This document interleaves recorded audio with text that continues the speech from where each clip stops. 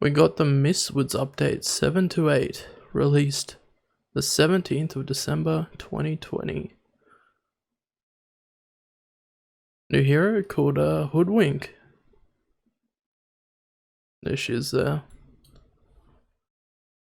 Oh my god, it's a ranged hero, 2 difficulty, a nuker, disabler, escape. Always a ham when trouble's afoot, Hoodwink lives to tangle with the threats that fill the haunted forest she has adopted as her home. Toting a massive crossbow, while still able to scurry through the woodland, and with the greatest of ease. Hoodwink is nearly impossible to keep tabs on in battle. Lose track for even a moment and she'll pop out behind you. Your stunned carcass already dangling helplessly in one of her nets. Alright. What's your stuff here? Heaps of danger about. Bit of lore there, I'm not gonna read it all out. But see, we've got a acorn shot. Holding fires an acorn at her target, which can bounce to nearby enemies, slowing them and dealing bonus damage. Can be ground targeted to create a tree, but the added bounce will be lost. Let's see, it's playing in the background there. She plants the acorn, tree spawns, and then it does like a witch doctor cask all around. Oh, we can go through abilities, alright. Bushwhack tosses a net trap that stuns enemy heroes if they are near a tree in that area. Enemies are pulled towards the tree and have their vision reduced to 0 for the duration of the stun. So it has good synergy with that Q basically. You can plant a tree and then root enemies together and have the acorn bounce around. This is showing you there. And an E. Hoodwink passively has a chance to evade physical attacks while near trees. When activated, Hoodwink gains bonus movement speed, phased collision, and tree walking for a brief time. So, yeah, this hero is basically just Wind Ranger and Tree Ant Protector. In a way.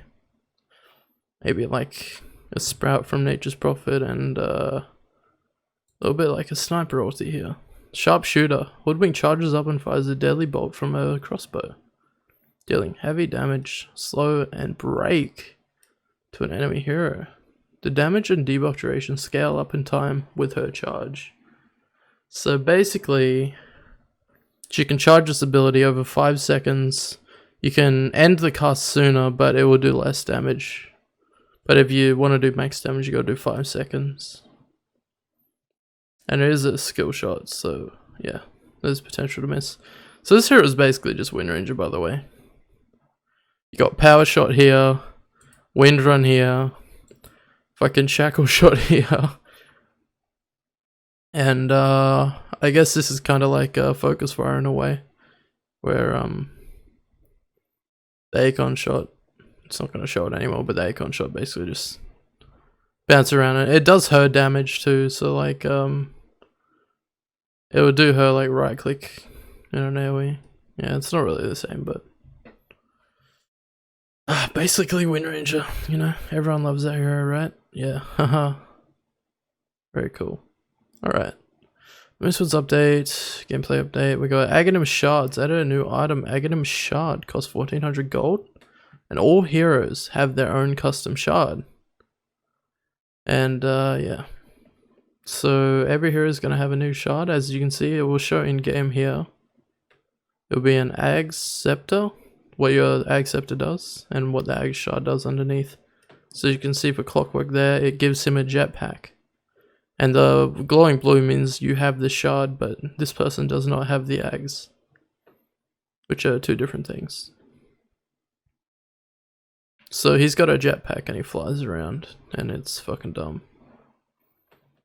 I'm not gonna read all the fucking changes because, you know, everyone's probably fucking, there's like 1 million people who've probably done that, so I'm just gonna have a quick look at the shards today, boys.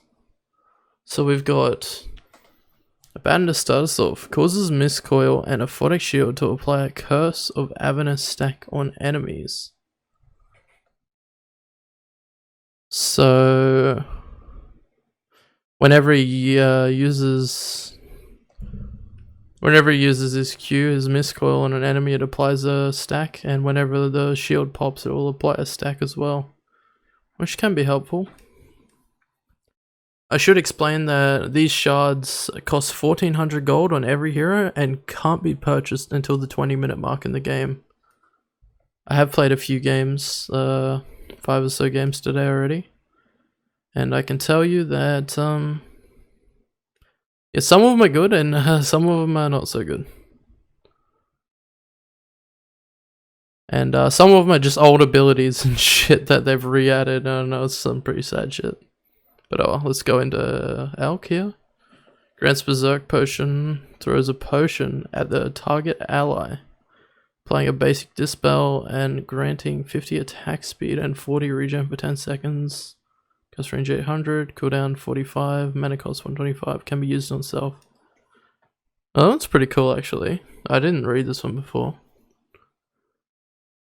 So it kind of like gives an ally a bit of his ulti for a brief duration. Some fun stuff. DotA causes the Ice Vortex to deal 40 DPS and reduce attack speed by 20. Alright, so standing in Ice Vortex now is a bit of damage going out and reduces attack speed as well as move speed. We got a Scepter rework on AM. Grants Blink Fragment. Blinks an illusion at the target enemy or location and attacks them for 7 seconds. Uses Blink's cast range. Illusion cannot be controlled. Oh, so it's basically just the uncontrollable illusion from before. Changed from Blink Uncontrollable Illusion. So yeah, they've taken out the talent and they've made it his Ags. And is this successful counterspell creates an illusion attacking the caster for 5 seconds, removes counterspell mana cost. Does that mean he still has counterspell? Let's check this one. Where's he right here? Alright, yeah, so he still has counterspell, but I can show you here, guys. Level to max. Now we've got our Ag Shard.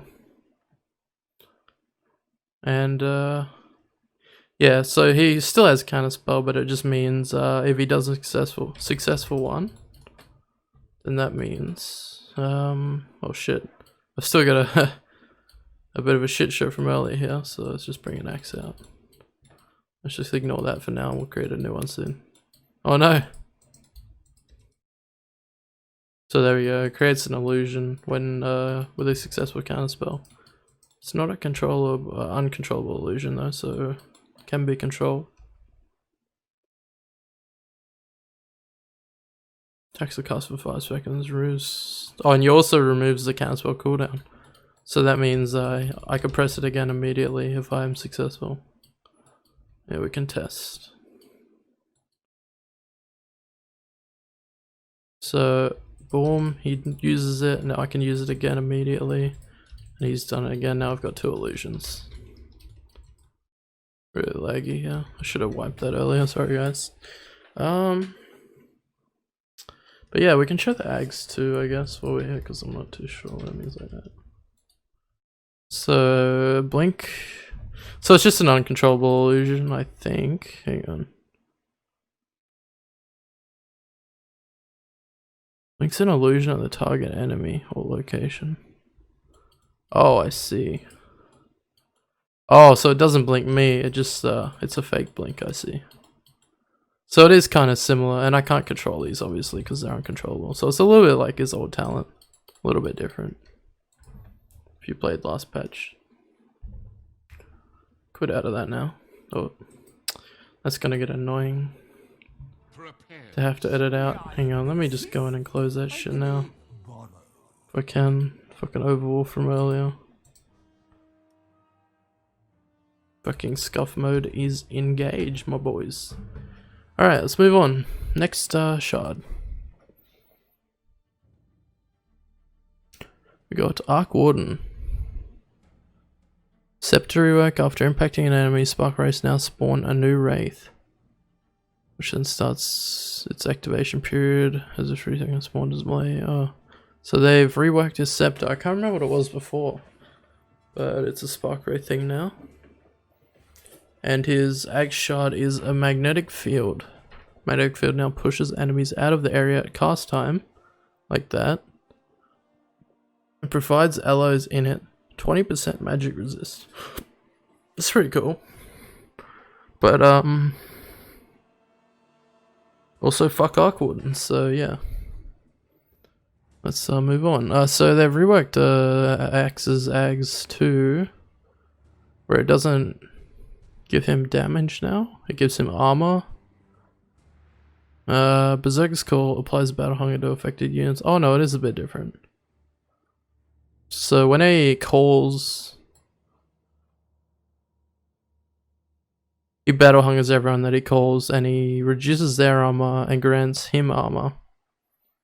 Half on creeps. Oh, so it works on creeps though. And counter helix is just the talent has been removed from attacking procs counter helix to him now getting counter helix. He has a chance to proc counter helix when he's attacking. Attack procs ignore cooldown, so he can he can proc like 2 counter helixes immediately, basically. Gives him a little bit of attack speed too. Nothing too fancy. Alright, so Bane. He gets a Fiend's Grip. Uncontrollable illusion that is also channeling Fiend's Grip on the target. Illusion takes 750% incoming damage and immediately dies if interrupted. Multiple Fiend's Grip effects do not stack on the target. So basically all this is, as you can see, as soon as Bane casts Fiend's Grip, there's a random illusion pop up. I'm guessing... Oh, hang on a second. He's hitting while he's doing it. Alright, let's have a closer look at this, so we can be sure. Because I'm not too sure. Obviously I'm not going to demo every hero, but I'll demo some of the cooler ones. Or some of the more confusing ones. Boom. Alright. Get an enemy. Level the enemy so he doesn't die immediately.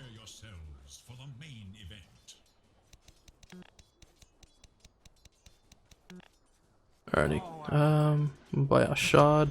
Because it's a demo, you can buy it before the timer. You can buy anything. And let's have a look at this. So in the thing it was showing, so the illusion does keep going while Bane can do whatever. That is very interesting. Also Enfeeble is removed. It is turned back to an active. Remember they turned it into a, what's it called? They turned it into a passive for a while, which is interesting. Alright, let's get some hearts on this bad boy too. Keep him alive. There we go.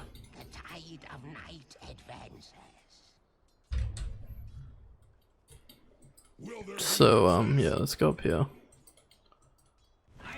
Boom. Yeah, so that's interesting. Oh, but if you Nightmare, it cancels the Fiend script obviously. But yeah, you can brain sap and enfeeble as yourself while the illusion's still there. But of course if someone comes in and interrupts or kills the illusion, then it cancels, so let's just test to be sure. Boom, and then say I want to hit this, do this. Boom, it interrupts, it instantly dies, and the Fiend script is over. Which is pretty cool. I actually like that shot a lot. Alright, let's move on to the next one. We've got Bat Rider, Flaming Lasso. Allows Flaming Lasso to be cast on allied heroes, granting them 80% damage reduction, 20-second cooldown when used on allies. So he could basically just take one of his fucking allies for a ride. You can see Earthshakers are friendly. Now he's taking 80% reduced damage while he's lassoed. And Barrage can fly away with him. I'm not too sure if he can act in that. I don't think so, otherwise he wouldn't get the damage reduction. Pretty sure it's like a normal lasso. Yeah, that's pretty cool. Yeah, a lot of these shards have abilities that can target allies and shit, weirdly enough. So yeah. Alright, next one, Call of the Wild Hawk. We've got Beastmaster. Hawks become controllable and gain dive bomb channels for 1 second, revealing itself, and then flies toward the enemy, dealing 175 damage and stunning for 1 second. Killing the hawk, cast range 500. Interesting. A little bit of a nuke for Beastmaster, get some use out of the hawk. If you've got a hawk sitting in the back line, maybe you can finish someone off. Pretty funny, but I don't know how useful. Blood Rage attacks now deal 1.5% of the target's max health as pure damage and heals you for that amount. Only affects Bloodseeker. So it does a percent damage.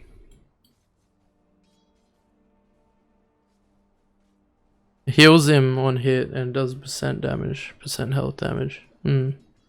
Percent of max health. So that could be pretty good against tanky cunts.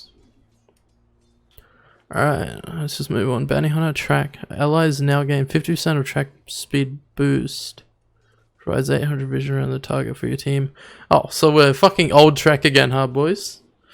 They brought us back. We've got old track that gives vision around the person tracked. Fucking hell. There's so many of these shards that they've just been old abilities they've given back to us. It's crazy.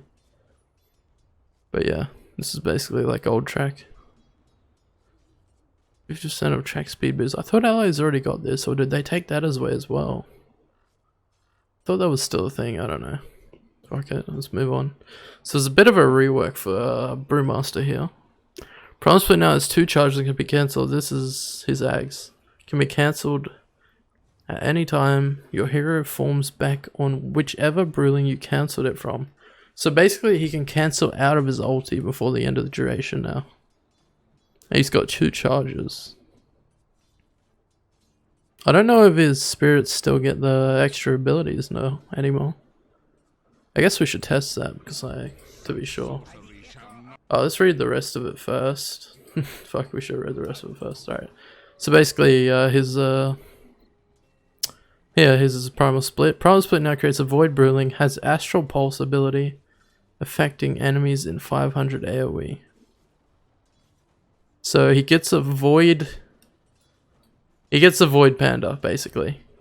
You know, Reddit complained, Reddit fucking received, like the babies they are. I wish fucking Valve didn't pander to Reddit so hard, but you know, there they are.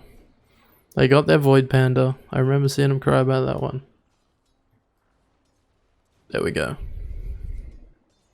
It's pretty cool, but yeah, you know. Alright, let's go.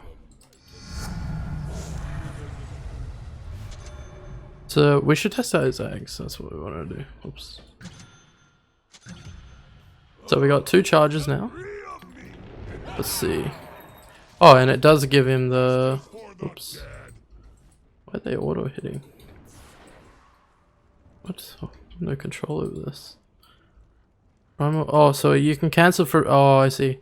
So the extra button is you can cancel it from anyone. But... they don't get the extra ability like they used to. They don't get these abilities anymore. Because we're free spells, so yeah, there'll be nothing there. But yeah, it's basically just the Void Spirit thing. And he can go back to that one. Let's say we split out. Send that bad boy over here, and we're just chilling over here. Then we can just jump like, boom, cancel it over there. We're over here. And what was this shot again? Right. Void Brewling. Oh yeah, because we bought the shard before we went into our Ags, that means, yeah, we got the Void.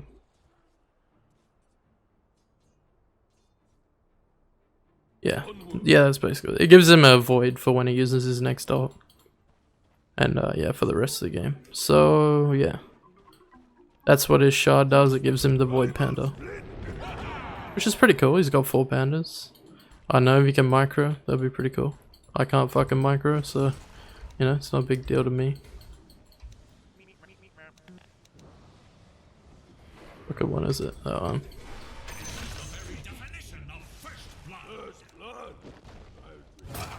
break out of it. And yeah. Next on the list. Bristleback. Grants Hairball. Coughs a quill-filled hairball towards the target location. Erupts the location, hitting enemies in a 700 radius with goo and 2 quills. Cast range 1500, cooldown 20, mana cost 100. And we'll see it displayed here. Oh shit, it's a big range. So yeah, it's basically just uses both of his abilities. Gives him a stack of his ulti as well, I'd imagine. Yeah, cast Cool Spray twice, so that's 2 specs immediately. Can imagine that being pretty strong for chasing people down. Move on, we got Broodmother, grants Silken Bowler. Consumes 1 spin web charge and roots the target enemy for 2 seconds. Cast range 900. Cooldown 12, mana cost 50. So it does consume a charge. We're gonna see it in action here. There it is. So basically it's just a root. A web root. Nothing too fancy. Adds a new ability. 1 bar, I'd imagine. Alright, what do we got? Centaur is double edge upgrade. Causes double edge to increase your strength by 15% per hero hit for 12 seconds. Duration refreshes per stack up to 5 stacks. Slows enemies by 15%. So basically he just gets stronger when he uses double edge. Maybe doesn't die as fucking quickly after using it when he doesn't have items. And we're gonna have CK, which is a bolt. His Chaos Bolt upgrade, which creates a Phantom Illusion, which attacks the target for the duration of the stun. Okay. So that's a 3-second stun, it'll be a 3-second illusion. It's a little bit like PLQ. Throws a stun out, but it does have a stun on top of it. So it could be good. I don't know. Might not be your most priority item. Now, on to Chen. Divine Favor upgrade allows Divine Favor to be cast on allies, teleporting them back home after 6 seconds. Cooldown 35, mana cost 200, cast range 500, purgeable, cannot target spell immune allies. So I thought this was already like this. So I don't know if it's been different for a while or it used to be like this. I don't know. But shows how much I play Chen, I guess. I'm guessing they took it away and Chen could only do this to his creeps for a while, so he's got it back now. With the Ag Shard upgrade. Arana Clinks, I haven't seen this one. Cause Skeleton Walk to create 2 Burning Army Skeletons on exit. This was already his Ag's ability. I do believe they might have taken it out at some point. I don't know, this hero changes all the time, I can't keep up. Because I do not play it. So basically, whenever he exits Skeleton Walk, there'll be 2 Burning Armor units. And that's his new shard. Now, Clockwork Jetpack, this one's a funny one. Basically, he is able to get flying, pathing. It's a whole new ability. And, wait.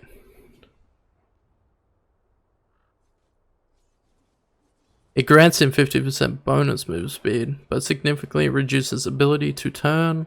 Last 6 seconds, you will disarm during the flight. Casting Hookshot ends this buff. And I'm gonna show you this one, guys, because it's fucking dumb and funny. And it needs to be seen. In game. Alright. So his Ags is still the same. Still overclocking from last patch, which you would have seen. Basically it refreshes all his shit and then he goes mental for a couple seconds and then he gets stunned. Yeah. And that's that. But this is his new ability, so if he gets Ags and Ag Shards, he has 6 abilities on his fucking bar, which is fucking mental. But he can go in, Cogs, and then it gives him Magic Immunity and Cogs, I'm not too sure what's that. What's causing that? I don't know what that is, fuck it. But yeah, basically he can jetpack. And that's the jetpack in action. I can refresh it because free spells. And as you can see, this is me trying to do a full turn, and that's about the closest you're going to get on a turn. So I don't know what uses are going to be on, but you can see you can be faced away actually, and hook shot like that, and it will send you directly backwards. So that's kind of cool. It doesn't fuck your hook shots up if you're in it. It's interesting. Well, yeah, I don't know. Maybe you're in trouble. You need to fly over something to get away. Fly over a border like that. Get away. I don't know. Fly out of your own cogs. I don't know. It's weird. It's very unique, I'll say. Yeah. Yeah, that's all there is to that. That's his ability. It's definitely a fun one. I don't know how useful it is, but it's a fun one. Alright, this one's CM1. I haven't tried this, but this one looks really good. So it reduces frostbite cooldown by 1 second and allows it to be cast on yourself, reducing incoming damage by 7% for the duration. Allows casting frostbite while channeling as long as a valid target is in range. So as you can see in the preview here, after it resets, she's taking that much damage from Lion. The shard lets her use frostbite on herself. She takes 70% reduced damage. You can see it's almost nothing. And then while she's channeling, she's allowed to cast it. So she's going to cast it on Lion while she's TPing out. And yeah, now he can't do shit to her. And she's going to peace out. Pretty cool. Pretty. That one sounds pretty useful. I like that one. She can cast it. Oh, only on herself, not on allies, unfortunately. Would be cool on allies, but maybe it would be a troll. Alright, move on to Dark Sea. Scepter rework causes Iron Shell to have 2 charges, increased duration by 20 seconds, and provides 350 health. So this was an old talent they've replaced, I'm guessing. There we go, it's 6 armor now. It was a 15 talent before. And his Ag's Shard ability will be grants normal punch, passive cooldown attack. Causes your next attack on a hero to knock an illusion out of them and stun them for up to 2 seconds, knock back for 350 distance, and deal 250 damage based on how far you've moved in the past 3 seconds. That's interesting. It's like some fucking weeb shit, like anime fucking punch. Max power is after 1500 distance moves, so it's like turns into like an enchantress bullshit. Like the further you're away, the more damage you do. It's interesting. I don't know, let's test that one. Alright, I gotta do it. Someone was in my game with it. I didn't really understand what was happening because I didn't read the patch notes at the time. So alright, let's give it a go. Can we get some move speed shit too? Like some fucking Yasha shit. Whatever else gives me to see like a Yules or something, or just a fucking get some bots up in here. Alright, there should be heaps of move speed, and then we've got Surge anyway, so yeah. We got Surge and Max, we didn't really need to, but it's right. Alright, so let's get his Ags. We don't really need to look at the Ag Scepter because it's nothing too fancy, it's just 2 charges of shell. But this is a normal punch, so it's a 14-second cooldown. It's not an active, it's a passive, so he uses it. And then... wait, I'm not too sure. Did I need the illusion to hit him? Let's get a ward down so we can see what's happening. Oh, is the tower gonna hit that? Oh no, it's G. Alright, so we do that. Wait. The illusion's not hitting? Oh wait, what? I'm not too sure what happened there. I thought it should have been hitting. Let's just test it again to be sure. Punch him. Ugh.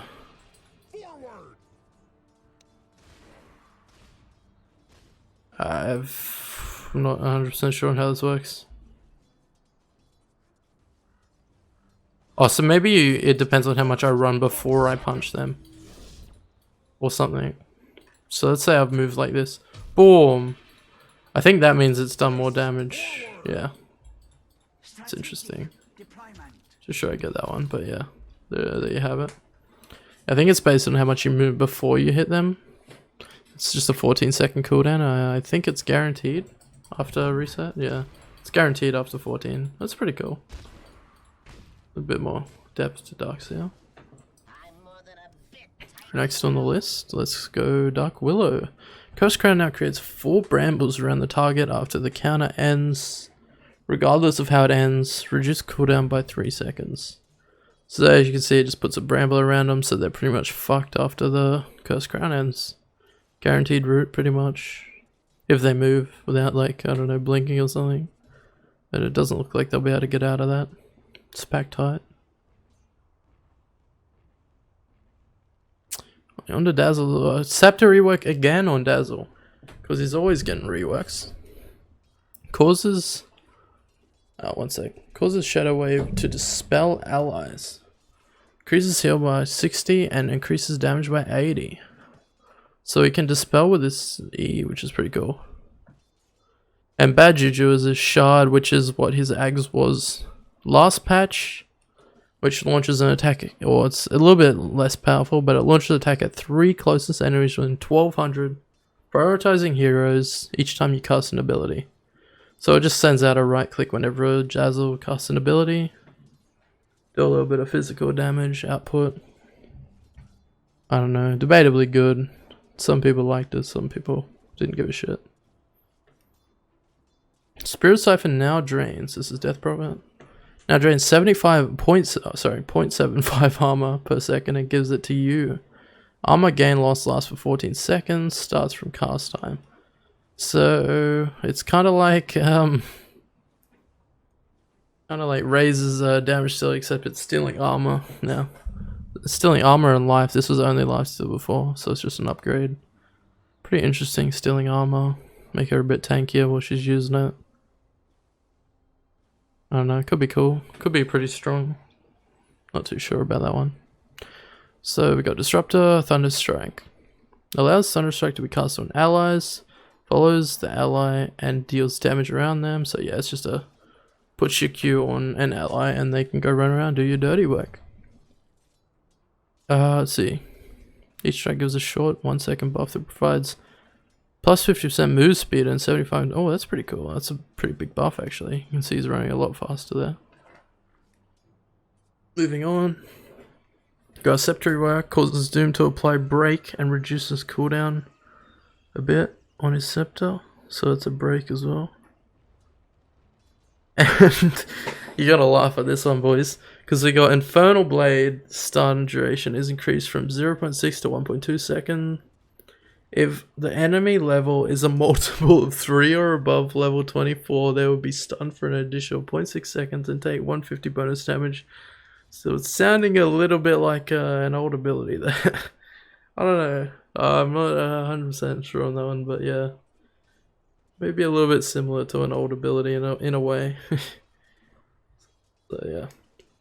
Alright, on to Dragonite. We've got a Fireball, new ability with the Ags Shard. Grants Elder Dragon form. The Fireball ability ignites 450 AoE for 10 seconds, dealing 80 damage per second to enemies in it. Last 10 seconds, cast range 1400. Cooldown 20, mana cost 150. So it's a lot like the Black Dragon Fireball on the ground that just sits there, does AoE.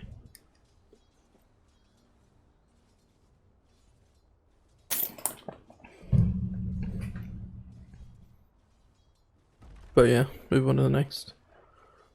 We got Frost Arrow upgrade on Drow. Frost Arrow is a player hypothermia attack to enemy heroes, reducing their regen by 10% per stack. Last 7 seconds, an enemy hero dies with hypothermia stacks, they burst and deal 60 magic damage per stack. 25% low for 2 seconds damage within 650 radius.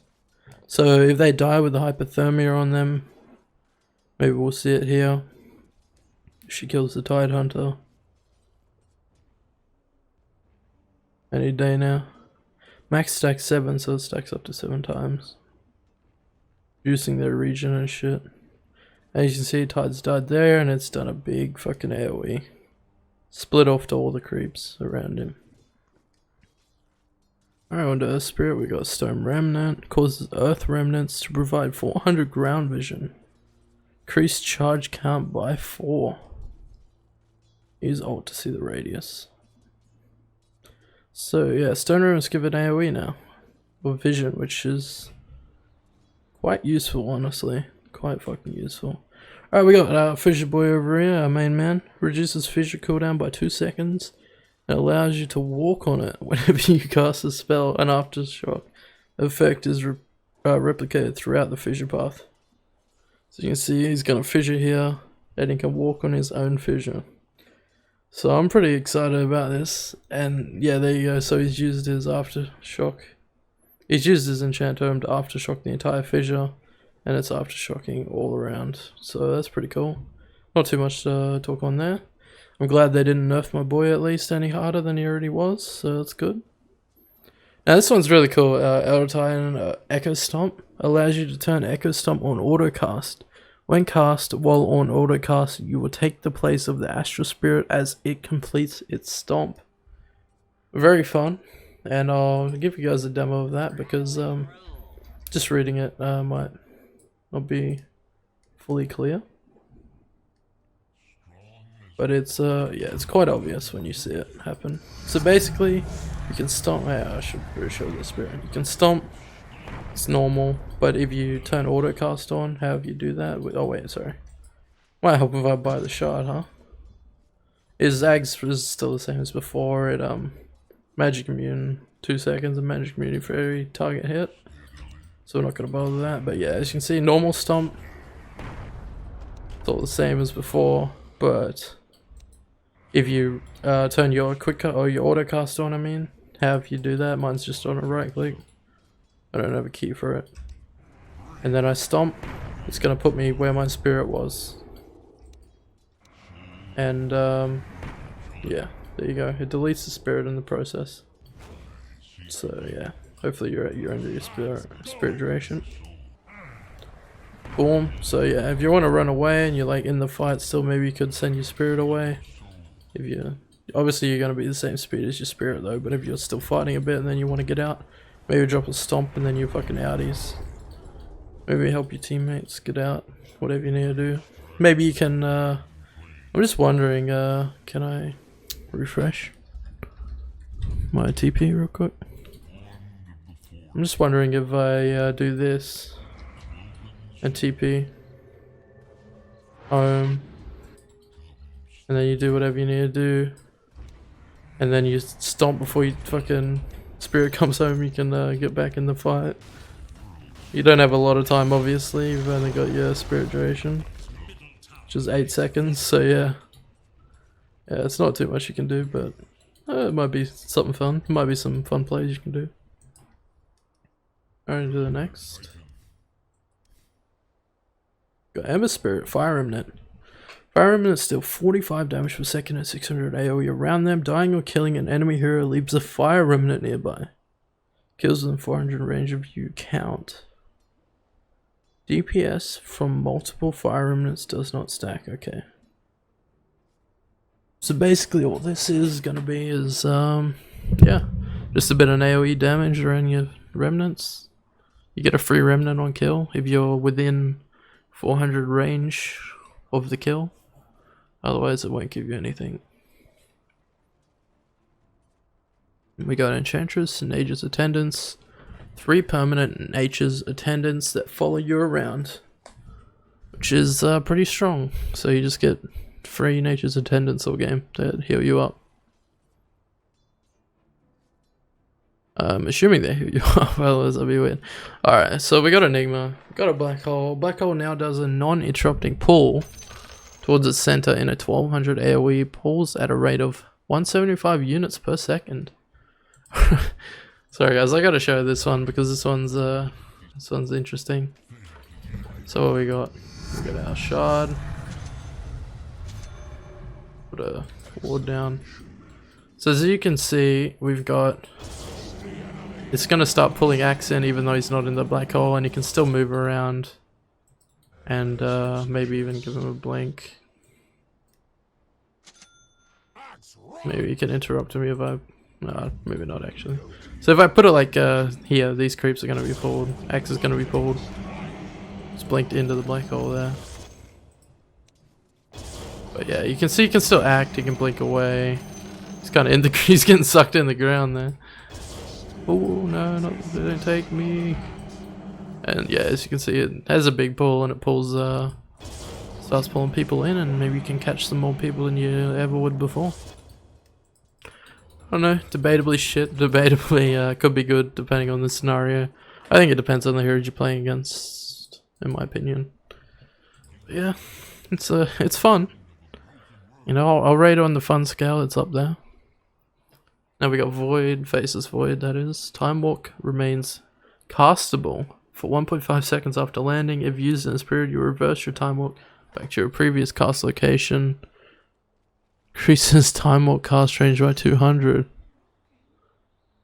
Does not change the health of second use. Oh, okay. So basically, if he's just Time Walking to get away...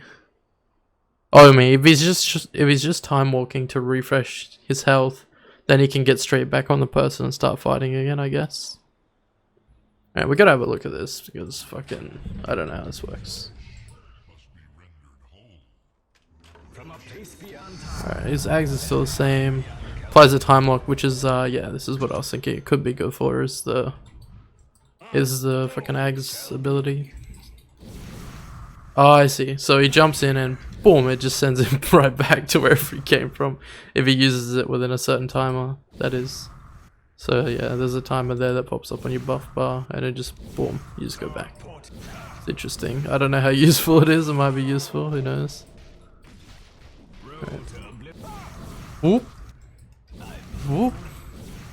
Alright, so I'm thinking it could be really good with the Ags though, or it could be somewhat viable with Ags and actual Ags.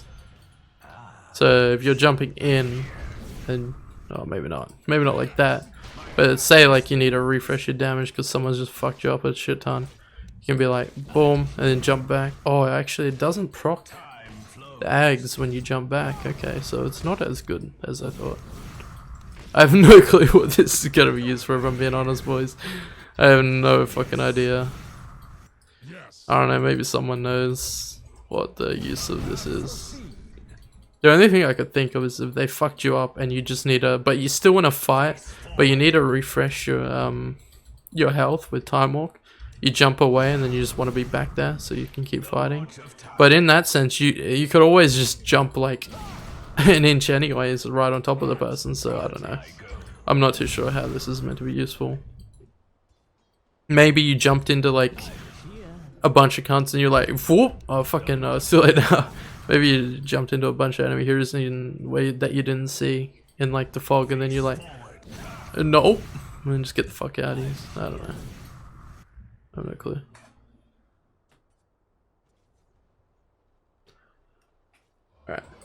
Alright. Give me a second to turn my light off.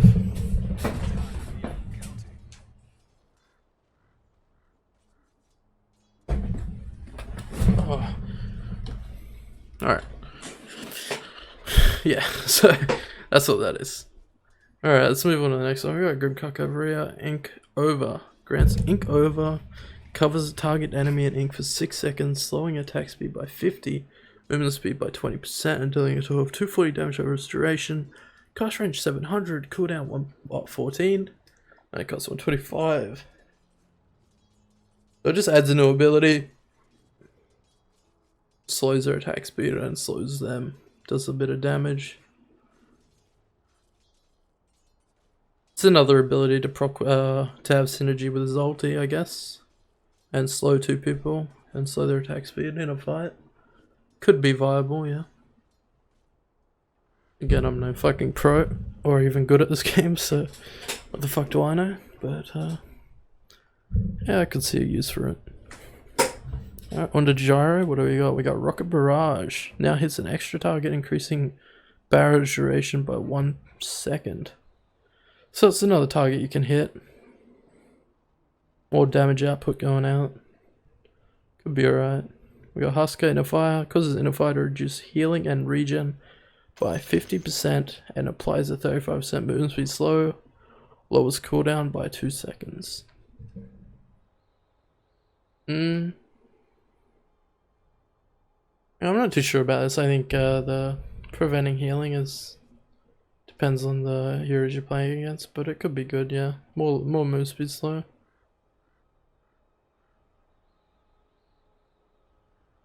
Yeah. Yeah, definitely could maybe make you win a fight or two.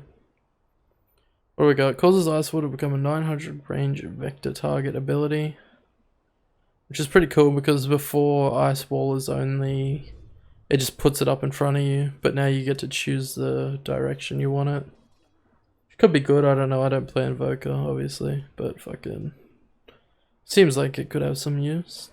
Maybe, it's a little bit situational though, again, like a lot of these shards, where you wouldn't get it every game, obviously. But it might be good some games, and it depends on what type of build you're going on Invoker to, I guess. We got Tether on IO, upgrade. Ending Tether now stuns enemies touching it for 1.75 seconds and deals 150 damage, increased move speed by 5%. So I guess that's just natural move speed increase. And yeah, it's just a stun. I think it was already like that at some point. I don't know when they changed it. Back. Another hero I don't keep up with. Liquid Frost. Oh, this one's cool. Jakiro grants Liquid Frost. Autocast attack ability. Causes your ice head to release a frost-based attack. So it's like Liquid Fire, but it's a frost ability, I'm assuming. Slows down 30% and dealing 20 plus 2.5% max health. Has damage per second for 4 seconds. Cooldown 12, so it's a lot like Liquid Fire. Let's have a look at this one. I haven't seen it. I mean, I haven't seen a lot of these, but I don't want to check out every hero, just the ones that seem kind of cool. Increase referent distance by 400. Yeah, I think that's pretty much the same as before. And let's just get a shard. Alright, as we can see here, we've got we can add on autocast. Same as Liquid Fire, so let's see. Will it alternate between the heads? It will. Wait, will it? Here you go. I'll check that to make sure. So that's Liquid Fire. It's a longer cooldown than Liquid Fire. If I use it... Oh, it puts them... Oh, it does work. Oh, it puts them both together. That's cool. I like that. I like that. So if you have them both up, you'll use them both at the same time with one auto attack. Which is cool. But we can have a look at without too. There it is there. Then we can Liquid Fire. Slows their attack. So this one only slows movement. Does max health damage. And a little bit of base damage. And this one slows... Yeah. Slows attack. Which is actually really cool because now you can slow attack and movement speed. Good day to fight. Yeah, you know. It's pretty cool. I'd definitely consider it if I played that hero. Right on Joggy. Increase your movement speed during Blade Fury by 100 and attacks a nearby enemy once per second. So I guess it lets you have an attack, but this was already a talent. 100 move speed, I believe. Let's have a look.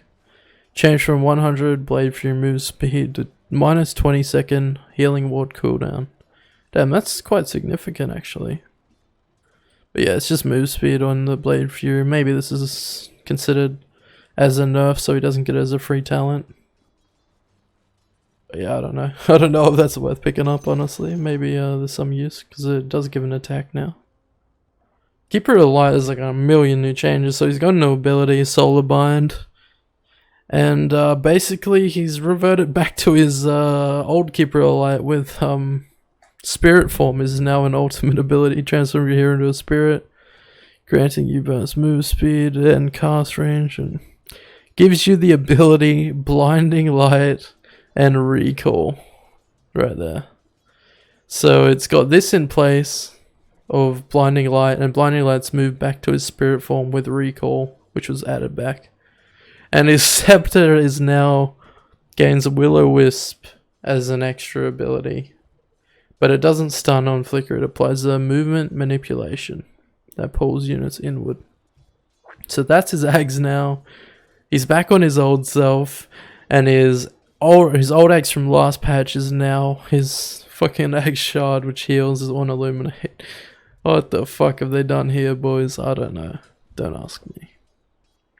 On the Conqueror, we got a Tidal Wave. Grants Tidal Wave, releases a wave forward towards the target direction. Deals 225 damage and drags non-interrupting enemies along it for 600 range over 125 seconds. The wave spawns 600 units behind you and travels 1400 distance in front of you. Has 700 speed and 750 radius. Cooldown 16, mana cost 150. So as you can see it there, it's just a bit of a knockback wave. Could have some synergy with your boat maybe. Create some distance between you and the enemy, who knows. Maybe another flash farm ability for Conqueror if he can't finish the wave with his Tidebringer. We got Legion, a Shard. While dueling, every 1.5 seconds an overwhelming odds is cast centered on a random enemy unit with a 900 radius. Does not center on the same target twice, prioritizing heroes. So as you can see, while she's dueling, there's a random overwhelming odds that just drops down. Which is pretty cool because you can't use that mid-duel, obviously. If you couldn't get it off pre-duel, it might come in handy, but yeah, another one that's kinda doesn't seem very useful. Debatably okay, I don't know, maybe you get to cast for an extra little bit of burst on your target, who knows. What do we got? But yeah, that's another thing. Because yeah, I don't know, that's debatable, yeah. Because I was just thinking, the more targets, like, you don't want to be nuking the creep wave while you're fighting, because they're giving you procs on your passive to lifesteal more. But at the same time, if the creep wave just happens to run on top of fucking AM here, then it would do a shit ton of burst damage to him. Because if you don't know, obviously, overwhelming odds does more damage based on more units. Alright, we got a Scepter rework on Leshrac here. Grants a new ability. Grants you a temporary aura that causes you and all nearby enemies in 450 AoE to turn ethereal, preventing them from attacking, causing them to take 30% more magic. Interesting. So his Scepter makes everyone around him ethereal, letting him pop off with his spellcast. Does a bit of slow too. It's a 25 cooldown. That's not too bad at all. So that's another item slot he doesn't. Well, I guess. Yeah, well, you can turn eggs into a shard now, or like a. What's it called? A blessing now. So that's a free item slot that you don't have to get a Ghost Scepter if there's a lot of fucking right-clicking dickheads in your game. Could be good. And this is his Shard, causes Split Earth to repeat in the same location 2 additional times with a 5-second delay between each one. Showing the radius increased by 75. So as you can see, he drops one Earth split down, and then 5 seconds later there'll be another. Then 5 seconds later there'll be another, and they get a little bit bigger each time. Not seeing if you're fighting in one area, maybe, but other than that, probably going to be hard to. It's basically just a no-go zone for the enemy. Like, tell them they can't go there. You try and fight around it. But yeah, I don't see too much use out of that one. Oh, this one sounds really good. The Lich one. Let's see what we got.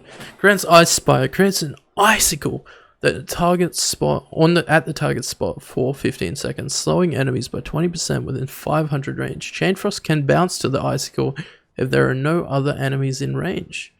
Can cast Frost Shield on it, has 300 health, cast range 750, cooldown 25, mana cost 150. So that sounds like could be really useful, because like if you're in a one-on-one and you just need that extra couple bounces, drop that down, drop a fucking Frost Shield, slow the enemy a bit more than the base slow on the icicle. Maybe get that kill that you need. And even if you're not using Chain Frost, it could be a good slow still. It's an interesting one, that's for sure. Alright, what do we got here? There's a rework on Lifestealer. So he no longer has open wounds, and his Scepter is reworked to allow infesting enemy heroes for 4 seconds, attacking inside them every 1-5 seconds. Enemy heroes get no bonuses from infest, doubles self-regenerate, increase the cast range to 500. Reduces cooldown to 25. So he can't swallow an ally anymore. He can get inside an enemy. And his new ability replaces open wounds, which just gives him a slow one hit, which is a passive, essentially. Oh, and look at this. Who would have guessed it? His Aghanim Shard ability is, wow, a new ability. New ability. Open wounds. Provides attackers with 50% lifesteal for all damage dealt to the target. Has 800 cast range, 25-second cooldown, max load, 50% mana cost. New ability, by the way. Open wounds. You gotta love it. Alright, we got Lena, sorry. Increase Laguna Blade cast range by 150. Laguna Blade can now also be ground targeted and will always travel its full cast length and hit all units along its path.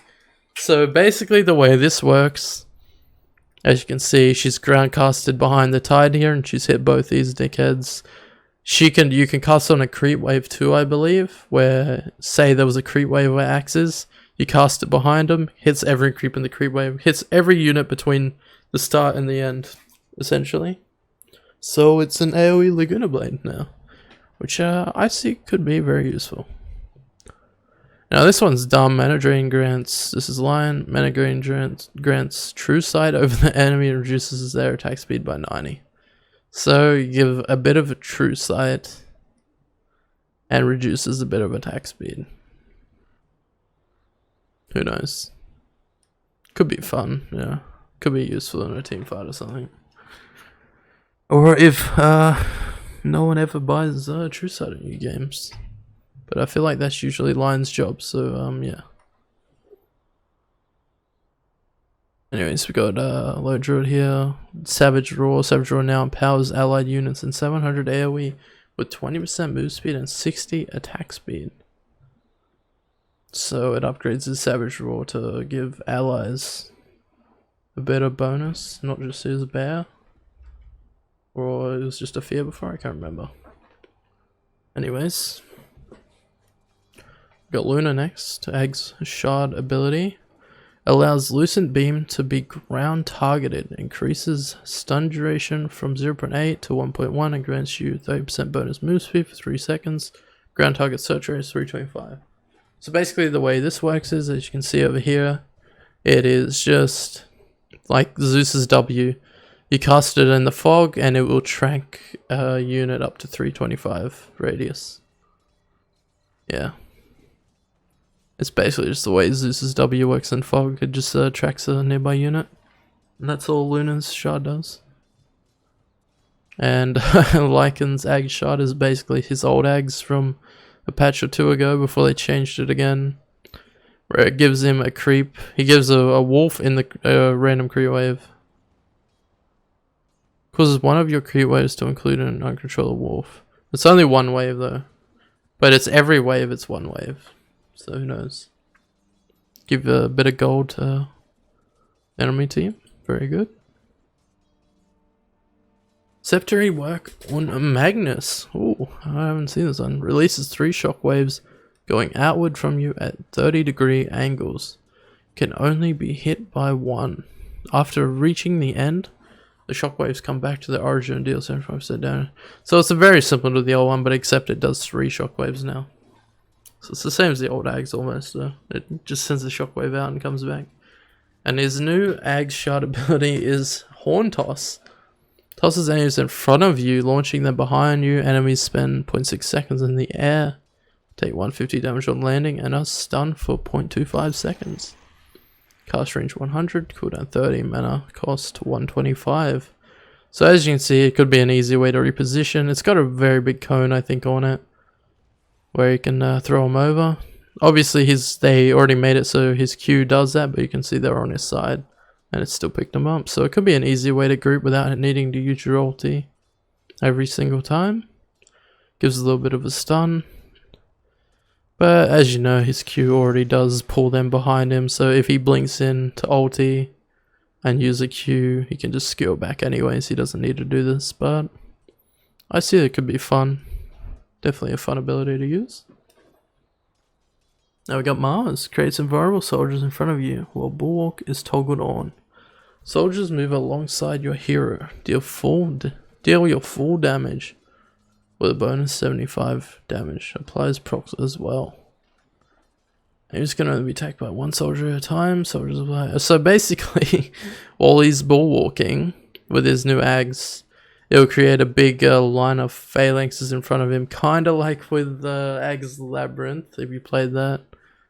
A little bit different though. But yeah, basically it's just a bunch of little dudes that sit in a cone in front of you and attack enemies while you're protecting, while you're in bulwark channeling and not being able to hit. And something else, if you played Ag's Lab, you'd notice, is the new Spear of Mars upgrade for the Ag's Shard ability. Spear of Mars impales up to 2 units, which is new, or well, kind of. That was also in Ag's Lab, which is actually really cool. But it leaves a fire trail behind it, which lasts for 10 seconds, deals 35 DPS, and slows by 20%. Debuff lingers for 2 seconds. So this here is basically just ripped from Ag's Lab a little bit, which is pretty cool that they've there's a few abilities in this list that are the same, but yeah, that's one of the bigger notices that one of the bigger ones that I noticed. Alright, he's on a Medusa. What do we got? Cold-blooded, no ability for Ag's Shard. Holy shit, 25 talent change from 800 mana to just 75 int, which is kind of crazy. It's gonna be similar either way, but yeah, that's pretty fucking funny to see 75 int just given out as a talent. Grants Cold-Blooded passive. When you are targeted with a spell, a single target Mystic Snake is sent back towards the enemy on a 12-second cooldown. So any point target spells used on her, she'll just fucking send a snake back. Like, have that, you stupid bitch. And I don't know if it turns them into stone, or if it only works while she's got her Ags. So they might have synergy with the main Ags there, I'm not too sure. Scepter rework on Meepo, we got grants a new skill, Dig. Clones also have this ability. Channels 0.75 and digs into the ground, burrows for 3.5 seconds. Just like Nyx's burrow. And they regen a bit while underground, 25%. Can't be cast while rooted, cooldown 40 seconds, so yeah. Each Meepo gets their own one of this, and it's a new ability for each of them that gives a bit of regen, can hide underground for a bit. And Ag's Shard ability, Ransack now has a 30% chance on hit to apply a Geostrike debuff, slowing enemies by 20% and dealing 20 DPS for 4 seconds. This is from different Meepo's stack. So yeah.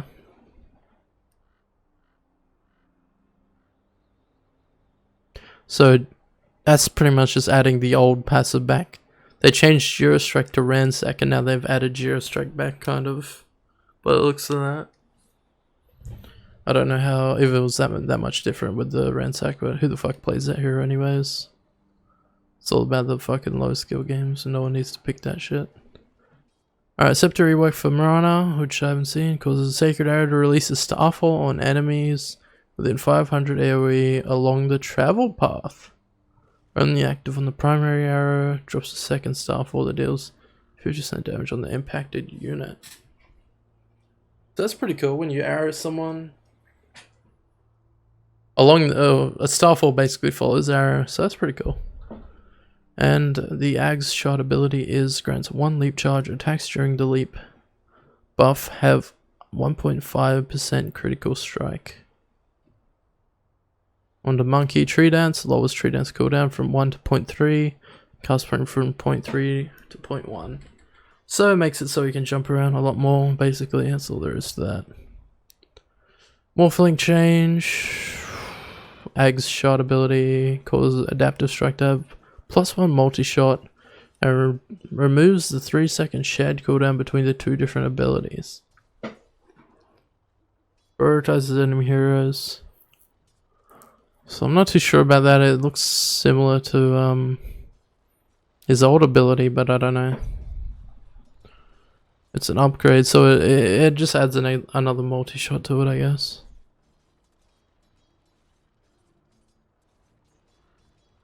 And there's a shared cooldown between his 2 active strikes, so he can just use them both instantly now, I guess. Scepter rework on Naga. Allows ensnare to target spell immune or sleeping units.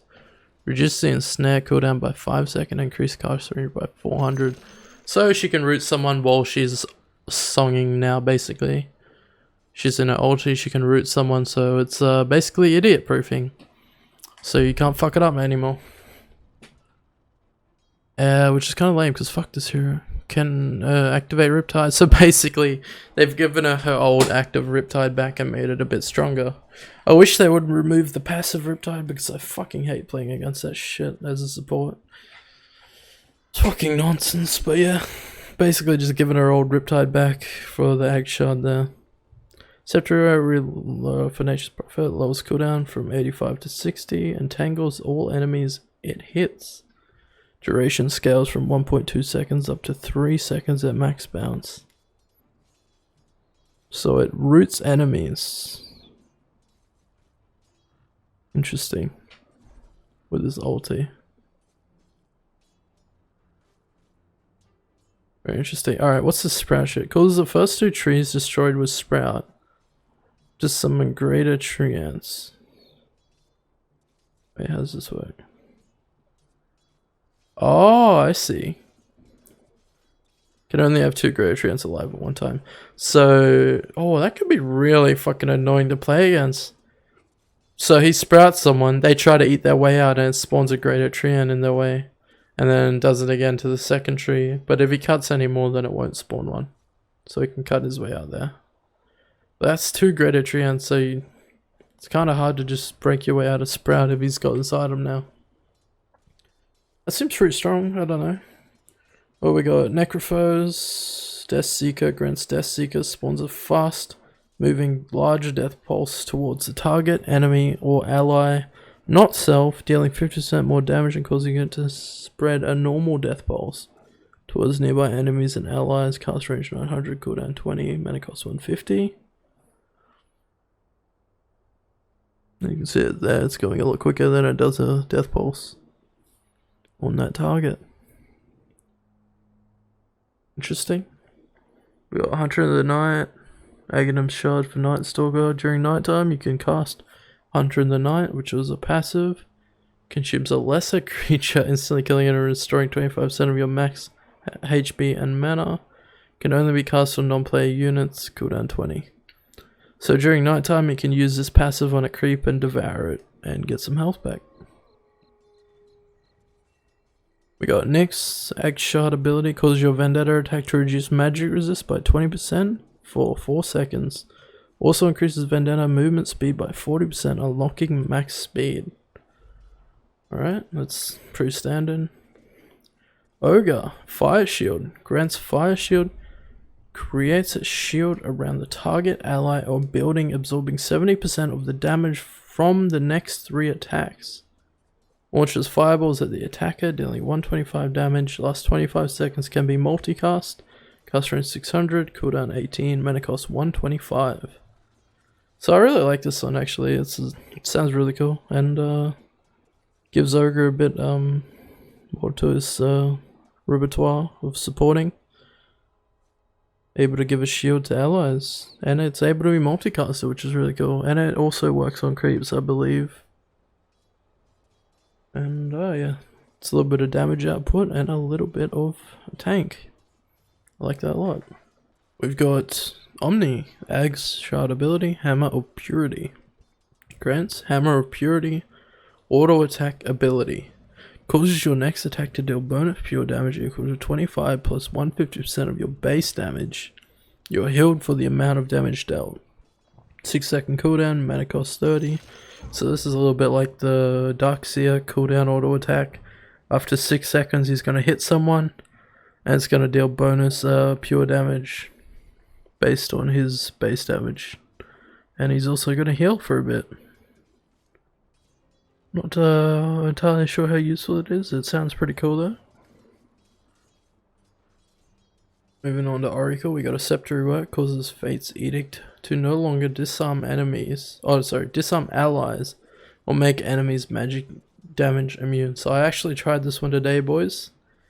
And yeah, it's basically another idiot proof. So what this means is when you Fate's Edict someone, on your team, you would usually disarm them and potentially fuck your right clicker, your position 1 fucking hard right clicking dickhead. Gets fucking mad tilted at you for fucking disarming him when he's about to go in, even though he's on fucking 5 HP and you're trying to save his dumb ass. And yeah, basically, yeah, you can drop Fate's Edict on him and heal him without doing damage to him, while he's also able to keep right clicking. So it is just a big idiot proof there. And along with that, you're able to use it on enemies and still do damage with your E. Still do a shit ton of magic damage to them with yeah. Well, they can't right click, so it stops enemies from right clicking while you're doing a big nuke to them, basically. So stop the enemy fucking right clickers. It's actually really good. I like it a lot.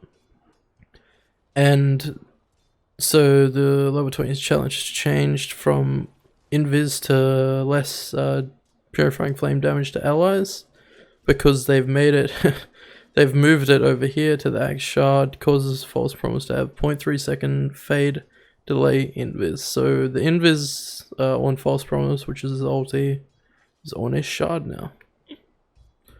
OD renamed from Outworld Devourer to Outworld Destroyer, but yeah, I don't know what the fuck that's about. There's a bunch of changes. I'm not going to go through them here. Let's just look at his Axe Shard. We've got S's Flux becomes a 1.5 second channeled ability, swaps your current life and mana totals. Only transfers 75% of the respective values. 45 second cooldown. So basically swaps his health and mana around. So obviously OD is always stacked on mana. And yeah, he can use it to top up his health. As you can see right here, he's probably going to use it. Is it going to work? And there you go, it gave him a shit ton of HP for the cost of mana. On the Pango, we got Roll Up, new ability. Grants a Roll Up, turns you into a protective ball for up to 4 seconds. Gaining magic immunity and allowing you to turn. Can be cast during Rolling Thunder to temporarily pause it. Can cast Rolling Thunder and Shield Crash during Roll Up.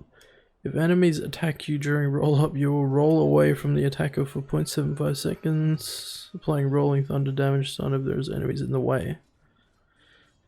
That was interesting. All right, so basically he can just roll in place for a bit with this no Axe Shard ability.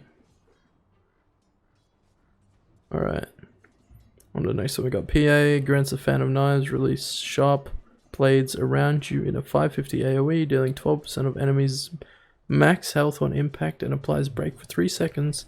Cooldown 20, mana cost 125. So you can do a break and a big AoE. That does 12% of the enemy's max health, which can be just enough for you to then one-shot them as a fucking PA player if you're fucking stacked. Alright, we got a Scepter rework for PL. We got Juxtapose can now be cast, destroying your other Juxtapose illusions and quickly creating the max illusions or illusions it allows at once with a bonus 10 second duration. Cooldown 60 second. Could be interesting, I don't know. Spirit Lance bounces, this is his shard ability. Once toward an enemy up to 900 units away, prioritizing heroes. Increase Spirit Lance illusion damage by 20%.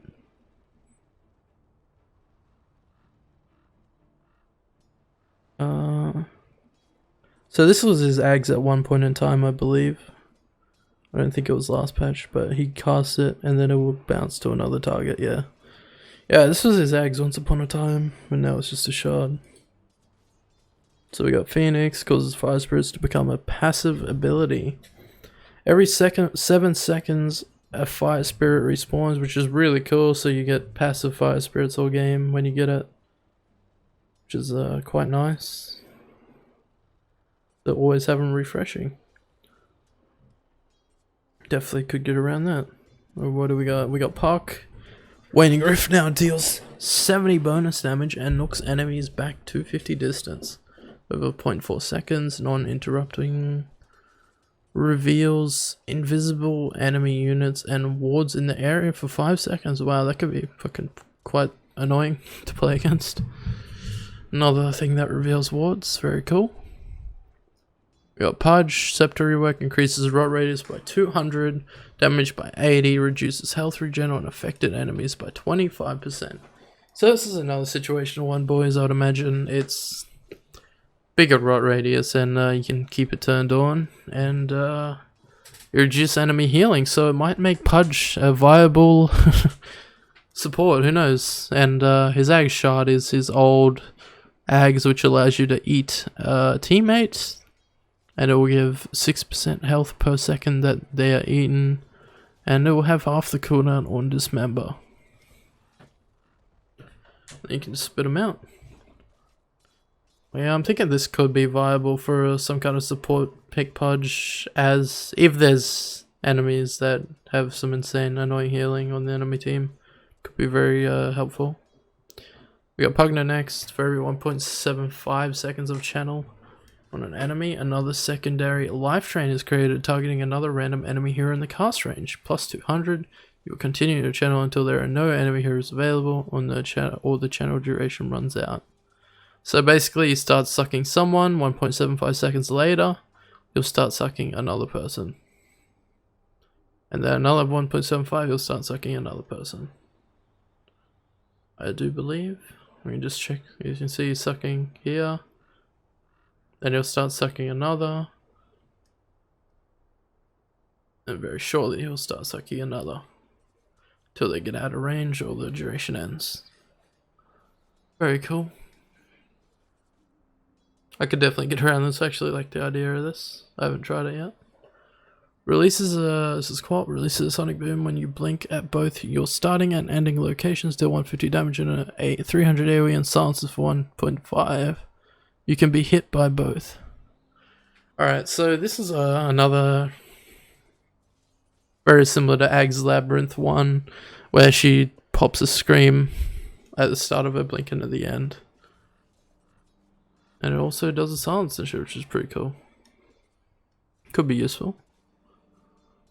Alright, move on to Razer. Storm Surge causes Storm Surge to have an 18% chance to release a forked lightning when attacked, or always when targeted with a spell. Hitting the target and up to 2 other enemies deals 120 damage and slows. So it's basically his old passive. That's all there is to it. I'm moving on. Basically just... yeah. It's basically just Razor's old passive brought back into the game. What do we got? Sleeping Dart, Ricky, new ability, Ag Shard. Grants Sleeping Dart, fires the dart at the enemy target. At the target enemy, putting them to sleep for 3 seconds. Target is invulnerable until duration ends. When the target wakes up, they receive 150 damage and are slowed by 25% for 4 seconds. So this could be good for setting up and shit. It's just like a sleep, I guess. A single target sleep. Definitely could see it being quite useful. Alright, the next one I'm trying myself, boys. We've got Rubik. Allows you to use telekinesis on yourself or an ally. Throw range is 60% longer, and cooldown is reduced by 30% when targeting allies. Throw delay is reduced to 0.5 seconds. So the way this works is he's able to pick himself or an ally up and throw them around and stun the enemy. Which I mentioned to my friends earlier, that this is basically kind of why I like Snapfire so much, is because it's just the gap closer that you need to stun the enemy with your ally and get on top of them with some tanky dickheads. And yeah, there you have it. Rubik can throw either himself or allies. Earlier today I got to fucking throw an Arc Warden illusion at the enemy team, and he just went ham on him because he's a fucking Arc Warden that was, yeah, out-farmed everyone pretty much. So the Arc Warden clone just got to shit on him. Well, he was on top of their whole team because I was able to fucking put him on top of their whole team. It was some pretty nonsense, that's all. But yeah, move on. We've got Sand King. Every 700 units moved causes an epicenter pulse around you and 400 AoE. So every 700 units you move until the end of the game, I think. Yeah. He just drops a random epicenter, which is pretty funny. So yeah, there'll be like 1 pulse of epicenter, and then that'll be it. Let's just read this real quick. I just noticed epicenter now uses cast time instead of channel time, which is really cool. Because I've always thought it was weird that it was a channel. and not just a cast for AP Centaur. It was so easy to just fucking cancel like a mong. As you can see here, every 700 units he's moving, it drops 1 pulse. There you go. And that's all there is to it. Pretty cool. Keeps your ult, gets your ult some more use the whole game. Now we got the big Shadow Demon. Allows Demonic Purge to be cast on allies, continuously dispelling them and healing them at the end instead of damaging them. Does not slow allies. So you can Demonic Purge an ally and it will just keep dispelling instead of purging like it would do to an enemy. We got Shadow Fiend. Necromastery now provides 0.75% spell amp per soul. So basically makes Shadow Fiend a viable spellcaster. Because I know a lot of people were doing that spell damage Shadow Fiend instead of the right click.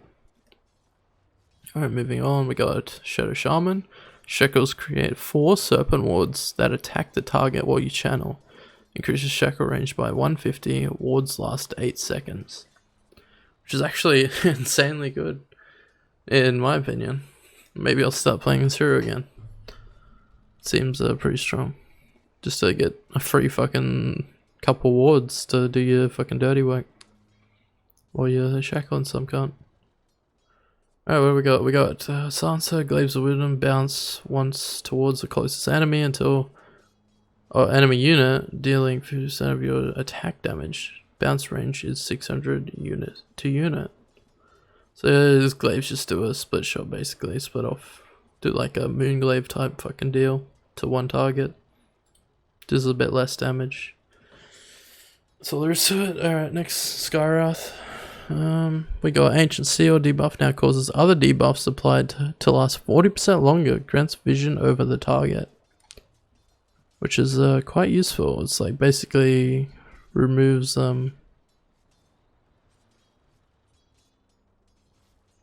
basically like a status resist remove. Makes debuffs last longer and shit. Alright, on to Slider. We got Corrosive Haze. Causes Corrosive Haze to be applied for 5 seconds to units hit with Slithering Crush.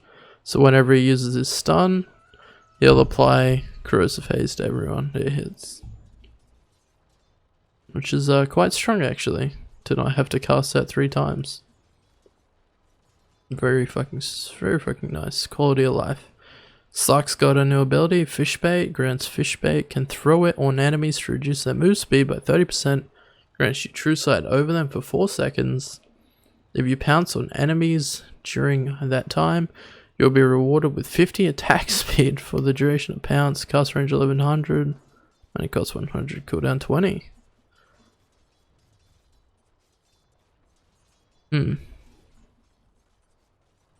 Sounds like it could be good. Alright, what's Snapfire got going? Snapfire's got a Scatterblast upgrade, which is also from Ag's Labyrinth, to my memory. And basically, units in point blank range of Scatterblast will be knocked back 250 units, take 125 extra damage, and be stunned for 1.5 seconds. So it adds a stun to her Q, which is really nice, and it gives a knockback as well, which is also really nice. Because it creates that gap that lets you use your ulti, or maybe even set up for a cookie. It's all around just a good shot. I actually like this shot a lot, so I'll definitely be picking that up every now and then when I play the hero. We've got Sniper, Concussive Grenade. Knocks enemies back 425 units, slowing them by 50% and disarming them for 3 seconds. Radius 375, cast range 550, cooldown 20, mana cost 750. Oh, 75, sorry. Fuck, that would be that'd be pretty funny though. 750 mana cost on Snippy. As you can see, it's there. He just throws a blast that knocks people back. Quite far actually. Could be useful. New Spectre ability is a Dispersion active, which can activate Dispersion to spawn a Haunt Illusion to attack the most recent hero that damaged you in the last 5 seconds.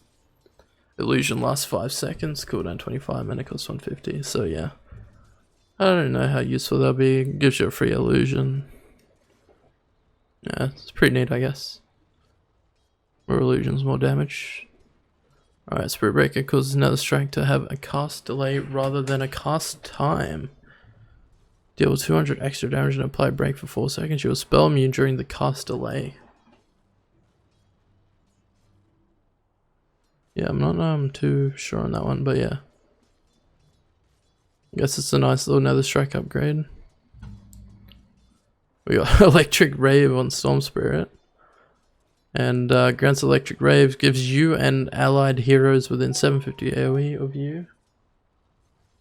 Sorry, that was my phone. Fucking... What do you want?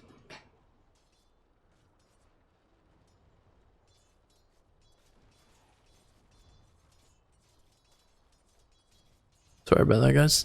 Grants Electric Rave, gives you an ally overload, gives you 3 overload charges, lasts up to 12 seconds or until the charges are depleted. Cooldown 30, mana cost 150. Additionally, passively provides 40 attack speed to Storm Spirit. So it gives enemies overload, which could be really fun. You can see Alina's gonna proc an overload there. It's pretty funny, it's called Rave and shit. Alright, we got Sven. Stormhammer no longer gets the Stormhammer Dispels talent. He's gonna need to get an Ag Shard for that because Stormhammer now applies a Dispel on enemies. So it's not a talent anymore, he's gonna have to purchase that option. Which could be a little bit of a nerf idea, but yeah. It's still a really good pickup for Sven, it's just too good to not have. But yeah, on the techies, increase blast off. Cast range by 600. I was so confused because it was like the end of the sentence there, but it was just blast off with a fucking exclamation point. Increases blast off. Cast range by 600 and applies a 1.5 second stun to enemies within 200 AoE, half the primary radius. So yeah, it's just makes blast off. Cast from fucking light year away, and by light year I mean fucking so far it's basically in a different time period. Cause yeah, basically comes from a different time. It's that far, and on to TA. I was just saying if anything was really nah, not really. Alright, causes psionic traps to silence enemies for up to 2.5 seconds. Based on how long the trap has been charged. Minimum of 0.5 duration. Interesting. So it's a silence on no traps. Nothing too much to see there. Demon Zeal, no ability for Terrorblade. Grants Demon Zeal, costs 25% of your current HP to cast, providing you plus 25 move speed, plus 50 attack speed for 6 seconds. Provides 50% more bonus while melee. 14-second cooldown. Pretty cool. Set you up for your ulti a bit more, lose a bit of health quicker. I don't know if you want that or not, but it could be helpful. Anchor Smash, upgrade, increase Anchor Smash damage by 90 and causes it to affect buildings, reduces cooldown by 1 second. So yeah, it's nothing too fancy, but it lets you target buildings and do a bit more damage with your Anchor Smash since they changed it to do physical. That's different. Alright, what do we got here? A few different changes there. Alright, so the Ag Shard ability for Timber Cuck will be Flamethrower, which is fucking hilarious. Grants Flamethrower, releases a flame in the direction you are facing, lasts 7 seconds, applies a debuff that deals 75 DPS and slows by 20% for 3 seconds, sets trees on fire. They eventually die after 5 seconds. So he can fucking just run around with his flamethrower ability. It's a new ability that he gets. And he can set the fucking world on fire. Which is actually so funny. So the trees actually burn. Hang on, I gotta show this one. Where is he? Yeah. Did I misclick? Yeah, I did. Alright, so I gotta show you guys this. Let's go.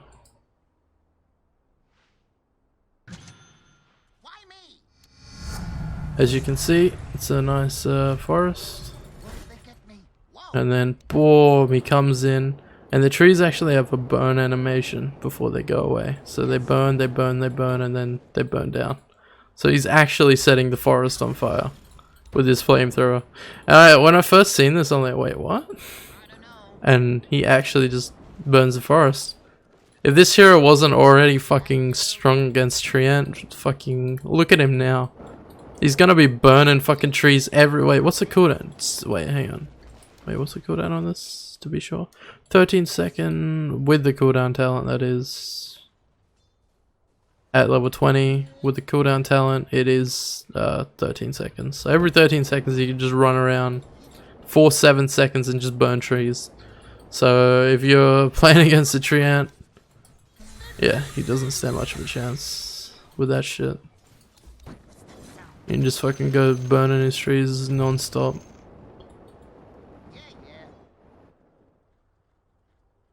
Pretty nonsense. I mean, you could already pretty much do that on Timbersaw, but now he just gives fucking more options. Yeah, I had to show that one because that was way too funny. Alright. Move on to Tinker. What has Tinker got? Defense Matrix. Grants Defense Matrix targets an allied unit, applying a barrier to them that blocks the next 200 damage and provides 40% status resist. Barrier lasts up to 10 seconds or until the damage shield is consumed. Cast range 400, cooldown 30, mana cost 100. I'm assuming he can just refresh this and keep applying it. That's why it's only 200 damage and not more. But 40% status resist is insane. Yeah, I'm assuming he can just keep refreshing it with his rearm, so yeah. It's interesting though, I don't know. Doesn't seem that good, but with rearm it probably gets annoying as fuck some games. Especially if he's that far ahead. Alright, Tiny. Alright, Tiny's got his old ability back, boys. You know you all fucking missed it. Craggy Exterior, it's back in the game. Tiny Egg Shard. Grants Craggy Exterior, for everyone who doesn't know. Provides a 20% chance to stun the enemy for 1 second and deal 100 damage when a physical attack impacts your hero. Works against enemies within 400 range. Procs after an attack impacts. And does not affect spell immune enemies. So we got Craigie back, boys. There you go. Because everyone missed that. We got Treant. Got his root back. Another fucking return to the game. Causes nature's guys to root enemies upon attacking. Roots them for 1 second and deals a total of 200 damage. Lasts an extra second when attacking near a tree. So yeah, basically just his old root that he got. Coming out of Nature's Guise. And this one's another one that's been re-added. Casting Battle Trance on Troll Warlord. Now it gives you a global aura that gives allied heroes, including yourself, 60 attack speed. Imagine that, boys. What a cool ulti. Jeez, that sounds broken. But yeah, we got old Troll Ult back pretty much when you buy an Egg Shard.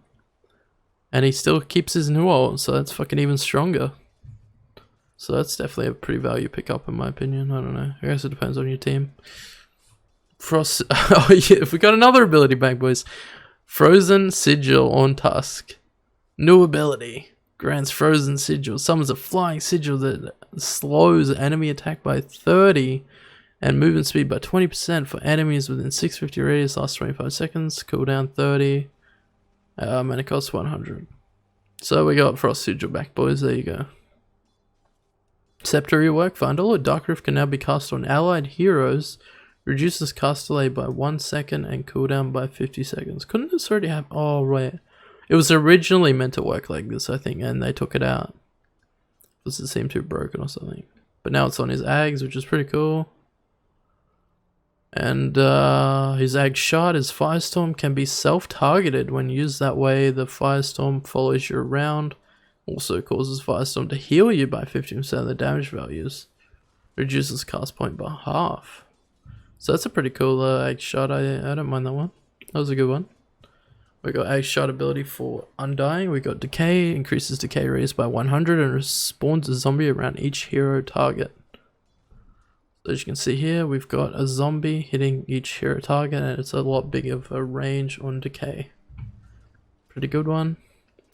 We got Ursa, Egg Shard. Every 6 Fury Swipe on a single target causes Ursa to get enraged for 1 second. So every time he applies 6 stacks of Fury Swipe, he gets a bit of an enrage. which could be debatably good. Means that's one full overpower. I think rotation. I think.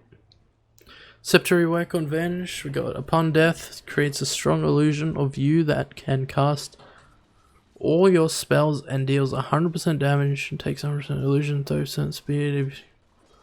If your illusion is alive when you respawn, you will take its place. XP earned by your illusion is given to your hero. So it's kind of similar, except the part where you take its place. But it's very similar to what it used to be. But yeah, with some extra bonuses.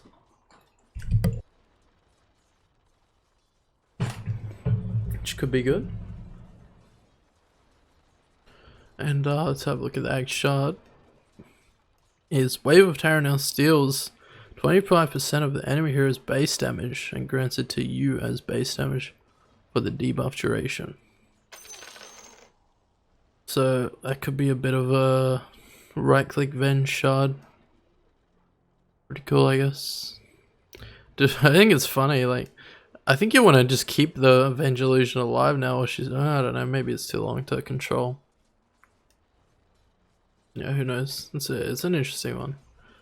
But yeah, this is Wave of Terror. We see Venomous Gale on Veno. It causes Venomous Gale to summon 2 Plague Wards when it impacts an enemy hero. Increases travel distance by 400, which is quite significant there. And this was already a talent before, I believe. Level 15 talent change from Gale. 100 attack range. So yeah, this was a talent before and it was really strong, so this is probably a nerf attempt to adding it to a gold wall. A pay wall, pretty much. But yeah, this is really a good fucking talent to get. Quite strong indeed. And definitely worth a pick up. Poison attack now also lowers armor by 1.5 per stack. Increases max stacks by 2. So poison attack lowers armor. Only by wait, does that mean it's only 3 max? Max stacks 2.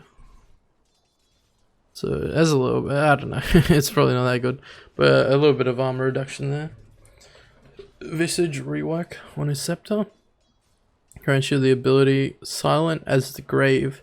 Turns you and familiars invisible and 20% adds 20% move speed, as well as upgrading your move speed type or movement type to flying. When you or your familiars fuck's sakes, I can't talk. Exit invis, then you deal 30% bonus damage for 4 seconds, last 35 seconds, cooldown 45, mana cost 100. So basically you can just fly around with your familiars while you're invis in this mode, which is pretty cool. Pretty strong actually by the sounds of it. And then we've got a new Ag Shard, Gravekeeper Cloak upgrade, which is a passive. Allows you to cast Gravekeeper Cloak to turn into stone form, restores 25% of your health, cooldown 16, mana cost 300. So yeah, that's pretty cool. It's like his familiar ability where like they stun enemies in the ground and they restore health. So he can do that himself now, which is pretty cool. And Void Spirit Dissimulate adds a partial outer ring to Dissimulate, increases damage by 125. So as you can see, if he gets the Ag Shard, he gets an extra layer around that he can go further with. Which is pretty cool. I don't know how useful it is. Maybe if you're trying to escape, a little bit extra movement, get on top of someone a bit closer. Who knows? Alright, we got Warlock. Shadow Word now provides plus 20 or minus 20% move speed on allies or enemies. Yeah, pretty standard. Aghanim Shard ability for Weaver. The Swarm upgrade causes a swarm to latch onto and reveal invisible units. Causes Gemini attack to also launch an extra attack onto other enemies within 1200 range of the attack target that have beetles attached to them. Reduces the swarm cooldown by 4 seconds. This is also another Ag's Lab thing where he's done a split shot. I didn't play Weaver in Ag's Lab, but it looks very similar. Next up we got Wind Ranger, we got Power Shot upgrade. Power Shot now becomes global, but after reaching its default range it only affects heroes. So what that means is when you Power Shot, you can't just line up and kill every fucking creep wave on the planet. after it reaches its normal distance, and it only affects heroes. So, but you could still fucking hit from your fountain to the enemy fountain and hit a hero. And hit multiple heroes even. Which is, oh no, you can only affect one hero, sorry. After that range. So you can only hit one hero, but it is global. So you could snipe someone with like a cross map power shot if they're on low health. And if they are under 30% health, after taking the impact damage kill threshold, yeah, they are instantly killed. So it's a kill threshold at 13% and they instantly die if they hit, which is fucking kind of dumb. Egg Shard ability, another Egg's Lab one for winter. When Cold Embrace ends, a Splinter Blast goes off at that location, hitting enemies within 1200 range. So it uses Cold Embrace, which is his heal, and then when it ends, it's going to send a Splinter Blast out at the enemies nearby. I do believe. We'll just watch the video of it.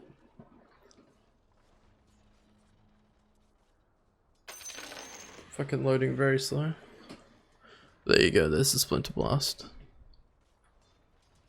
We've got Voodoo Switcheroo for Witch Doctor. Grants Voodoo Switcheroo, turns you into a Death Ward for 2 seconds. Death Ward has a negative 30 attack speed. You were hidden invulnerable during this time. Cooldown 70, mana cost 250. So he becomes a Death Ward that can't be targeted. Which is pretty funny. That's fucking sick.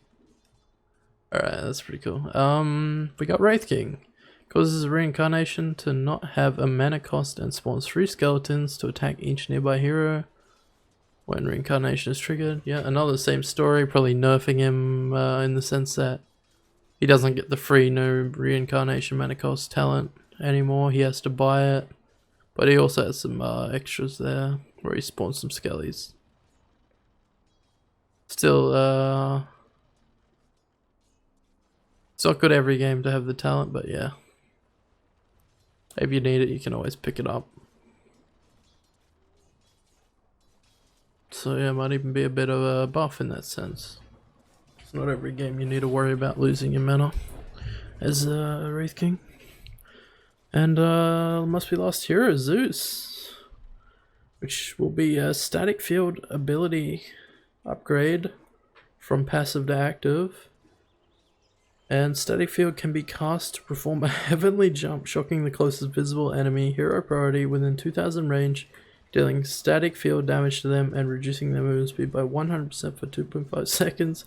If you are moving forward, you will jump forwards in that direction for 50 distance.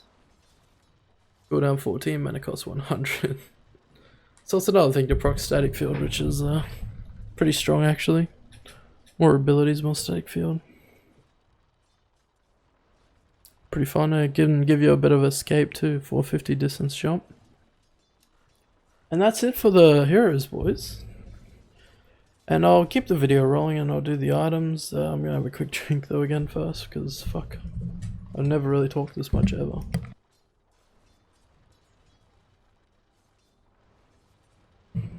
My voice can't handle it. Choking up a bunch. Alright, here we go. We got the Blink Dagger patch. There are these big upgrades on the Blink Dagger, by the looks of it. Alright, start off, we've got new items. Probably just gonna have a look at the new items, not the changes on the old items. As we got a Fluffy Hat, 250 gold, grants 125 health. We got a Falcon Blade, requires a Fluffy Hat, Sage's Mask, Blade of Attack, and 225 gold recipe to make. It grants 150 health, 1.6 mana regen, and 10 damage. Then we've got an Orb of Corrosion, requires a Blightstone, Orb of Venom, and a Fluffy Hat. Provides 150 health, 13%, 4% slow, 3 magic DPS, and 3 armor reduction, lasts 3 seconds. Now we got a Witchblade, requires Blitz Knuckles, Chainmail, Robe of the Magi, and a 600 gold recipe. Grants 35 attack speed, 12 int, 6 armor, and 300 projectile speed. Has a 9-second passive cooldown that procs on attacks, applying a curse for 3 seconds that slows by 25% and deals your int as damage every second. And how the fuck do I say that? Gleipnir?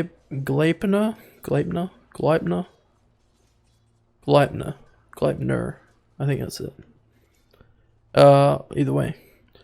Requires Maelstrom, Rod of Atos, and 700 gold recipe. Provides 30 damage, 20 int, 12 strength, 12 agi, passive, 160 damage, chain lightning proc.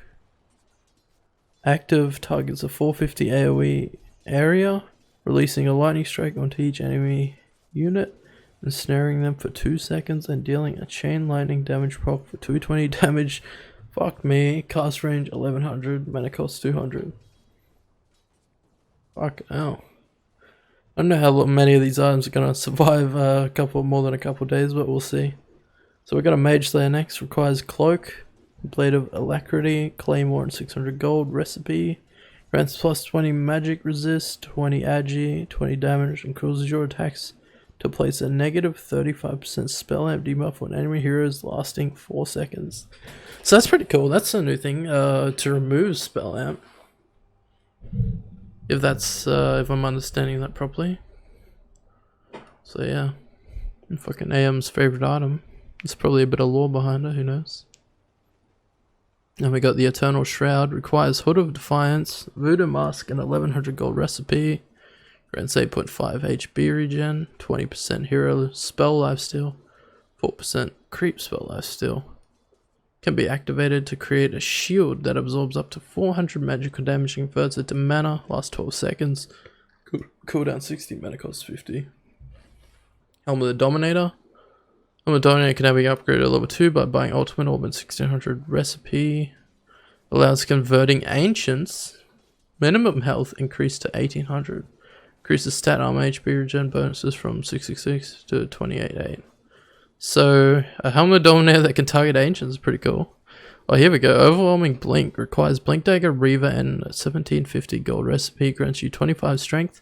When you land at a destination, all enemies in an 800 AoE have a 50% movement slow, 50% attack slow for 6 seconds, and take damage equal to 200 plus 100% of your strength.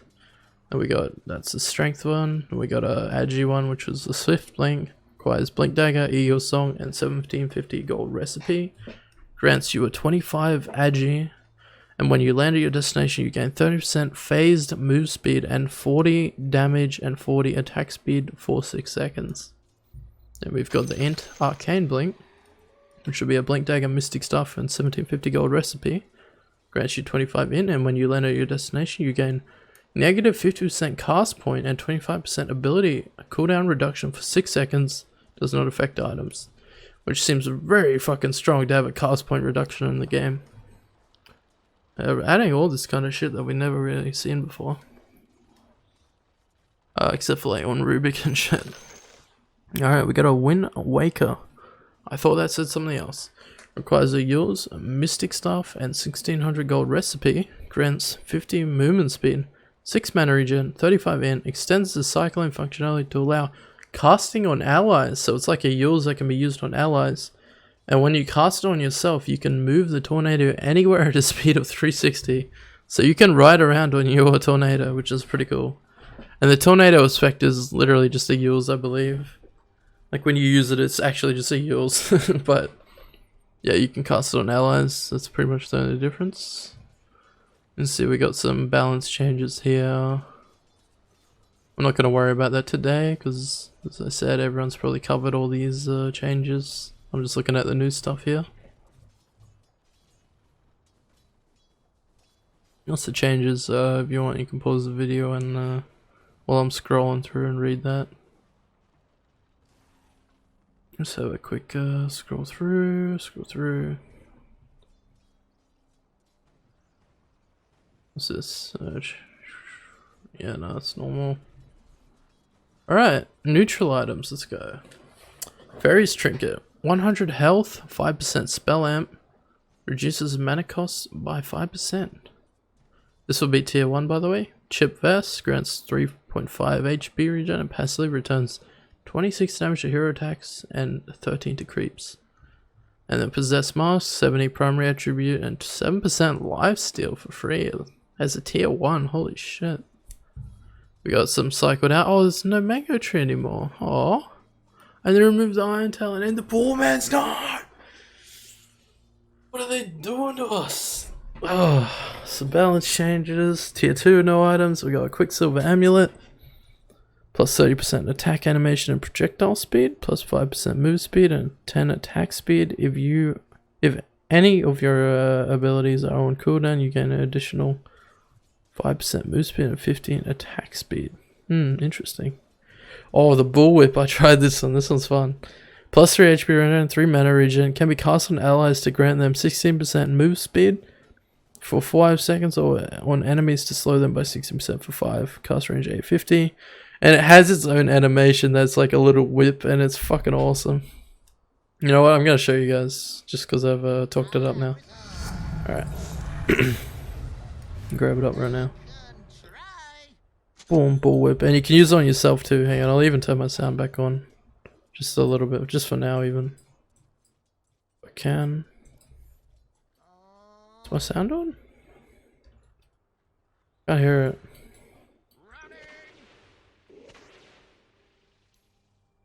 Hello?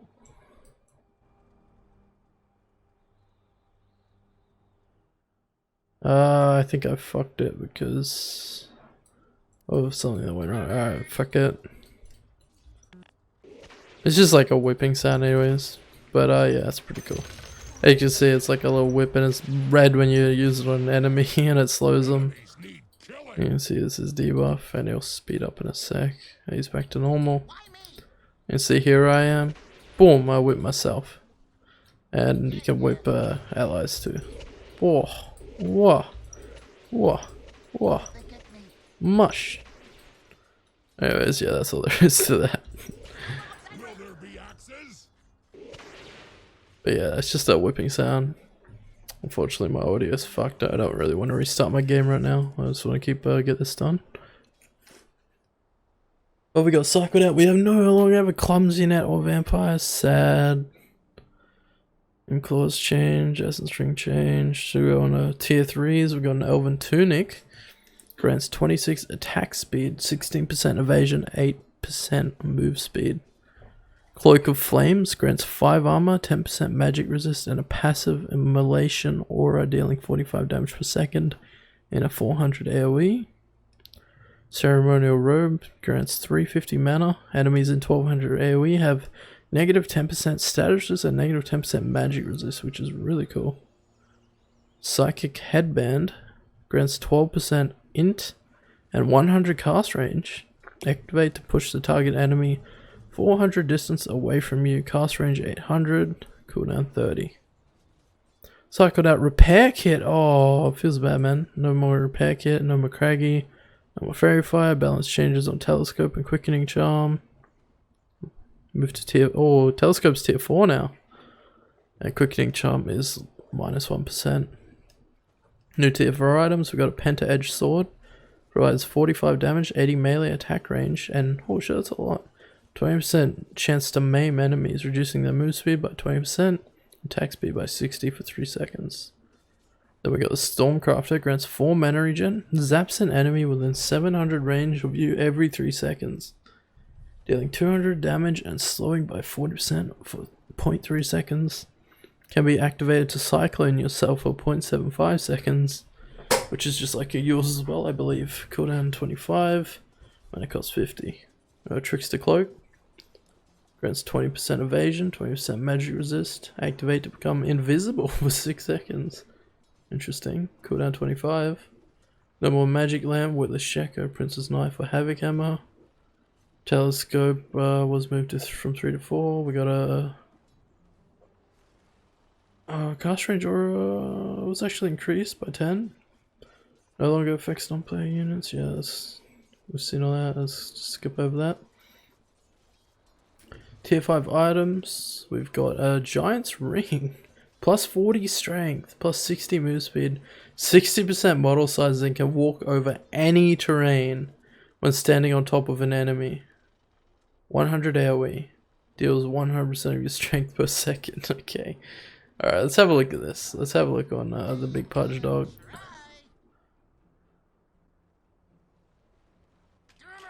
Alright.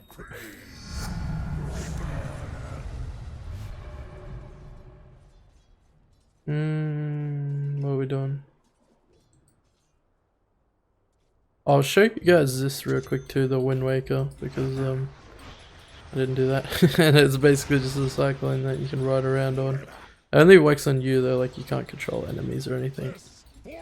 It's just normal use on enemies and a normal use on allies actually too. It works on allies as well.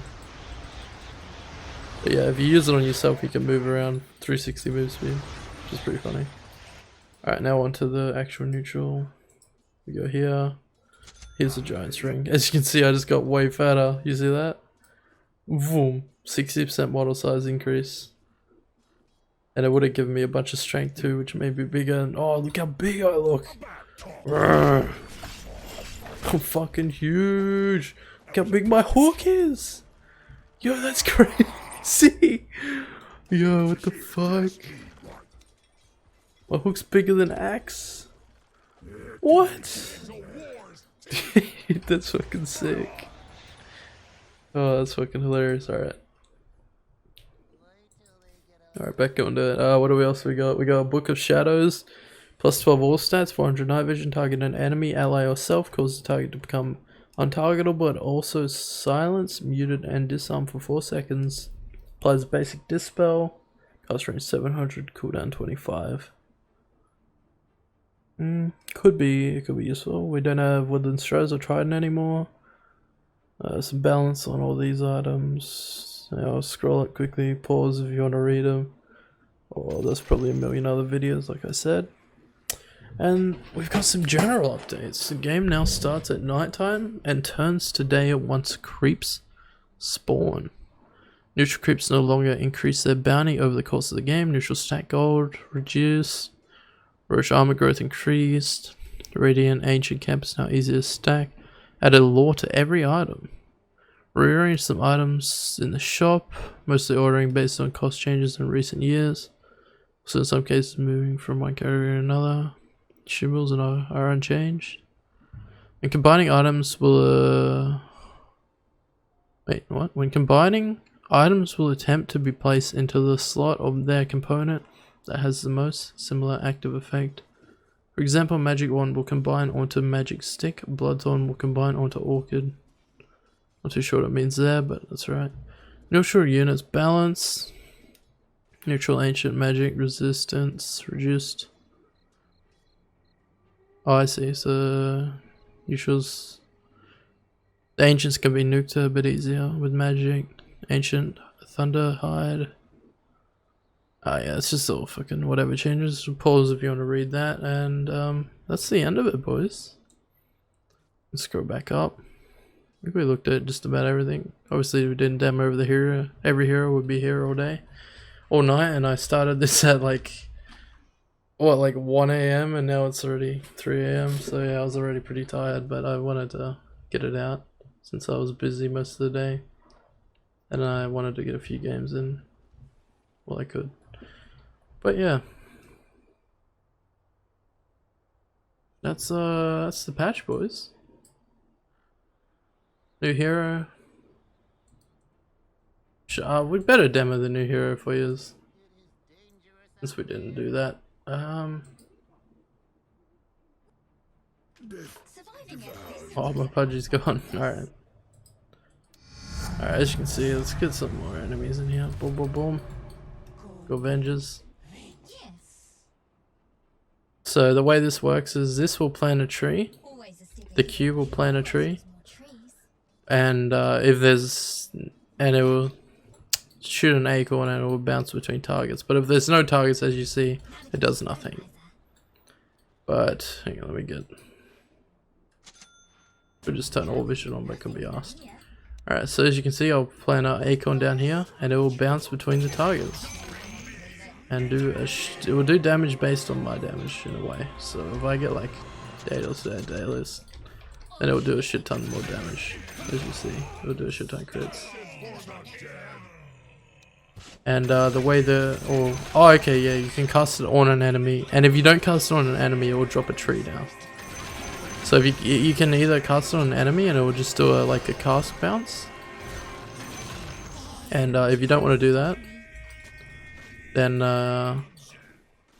yeah, Yeah, you can just drop it on the ground and it will drop a tree and bounce around. But yeah, the synergy for these heroes' abilities is that you would drop a tree and then you would root with the W and it would root them to the nearest tree, because the way the W works, it will pull them to the nearest tree. And obviously if there's none there, it does nothing. So yeah, let me show you if I don't hit a tree, if I can.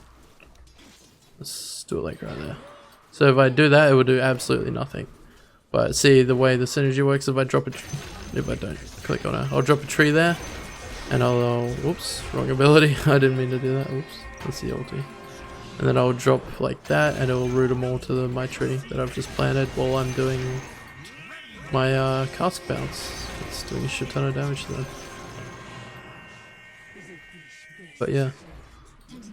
And then on top of that we've got our E, which is basically just wind run, and I can pass through trees and get some evasion. And I get 2 charges of that, by the way. So you can run through trees and shit. And then our ulti is a 5-second wind up, but you can release early if you want. But it will do less damage. But if you want to get max damage, obviously, you want to let it go all 5 seconds, and then boom, it will do a shit ton of damage and break. But obviously it acts as a tanky boy with that many hearts, so it didn't do a lot to him there. It would delete any of these benches though, like even this 27 bench. It would do a shit ton too. Obviously you can realign it like that if they move, but you can't move during it. Boom, yeah. There you go. Does like a huge burst of damage. 1400 max damage if you charge it all the way. If I do it like that, it'll still do a little bit, but it won't do near as much.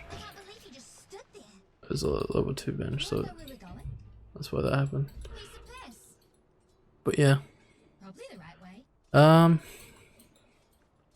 If I had to say, this is more of a support or a utility hero than a core, but the way it's built is, I think they wanted it to be a core. Just, I don't know how well it works as a core is all. I feel like it has damage potential, but it's better played as like a utility is all. Oh, you can actually cast while you're winding up. I did not know that. There you go, I just learned something. So while you're winding up your ulti, you can drop your other abilities, which is pretty cool. So you could like root someone. Say like you could be winding up your ulti, and then someone walks by and you'd be like, boom, root, and now like you can guarantee a hit on them. That's pretty cool. And then wind run away. So it's so hard to like, if you fuck up and let Rubik take your ulti, I feel like it's almost impossible, because I kind of want to test this to be sure. Because I feel like if that's the case, it's impossible for Rubik to get your ult, right? Yeah, I see it. Grand Magus. Let me just make sure. It's like, because you can press your win run. And he gets that. Does he get it after that? No, he still gets your win run. So it's almost impossible for Rubik to get your thing. If that's the case. So yeah. Yeah. And even if you if it's asked you to do that, you can always just like win run straight away. He takes that instead. So I feel like, yeah, if you let Rubik take your ulti, it's pretty fucked. Because like as soon as you press your ulti, you just press E, and then he's like, oh fuck you, dog. I guess I'll just take this instead then. But yeah, Rubik actually has, they've added a Arcana ability for him, which is the Acorn, as you can see, which is like a little cube that bounces around.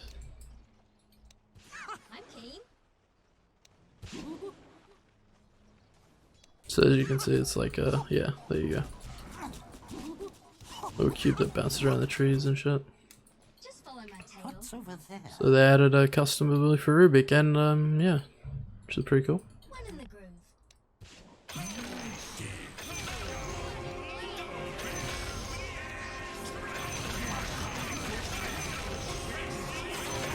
Boom. Alright, there you go, boys. That's the new hero. And that is the patch notes for patch 728, I believe. I step through the forest like it's not even there. The Mistwoods update 728. Starring Hoodwink, the new hero. That Reddit can stop crying about because they finally got their patch. Alright, that's gonna be my patch notes, boys. Probably not that interesting to listen to, especially me talk when I fuck up every second word, but you know, I had fun looking over the notes, and yeah. I'll be playing some DotA the next couple days. Maybe I'll do some videos, who knows. I'm usually too lazy to record DotA, especially since my gameplay is fucking dog shit every time. But yeah, I hope you guys enjoyed. I hope everyone has a good day and has a good Christmas. So, peace out, boys.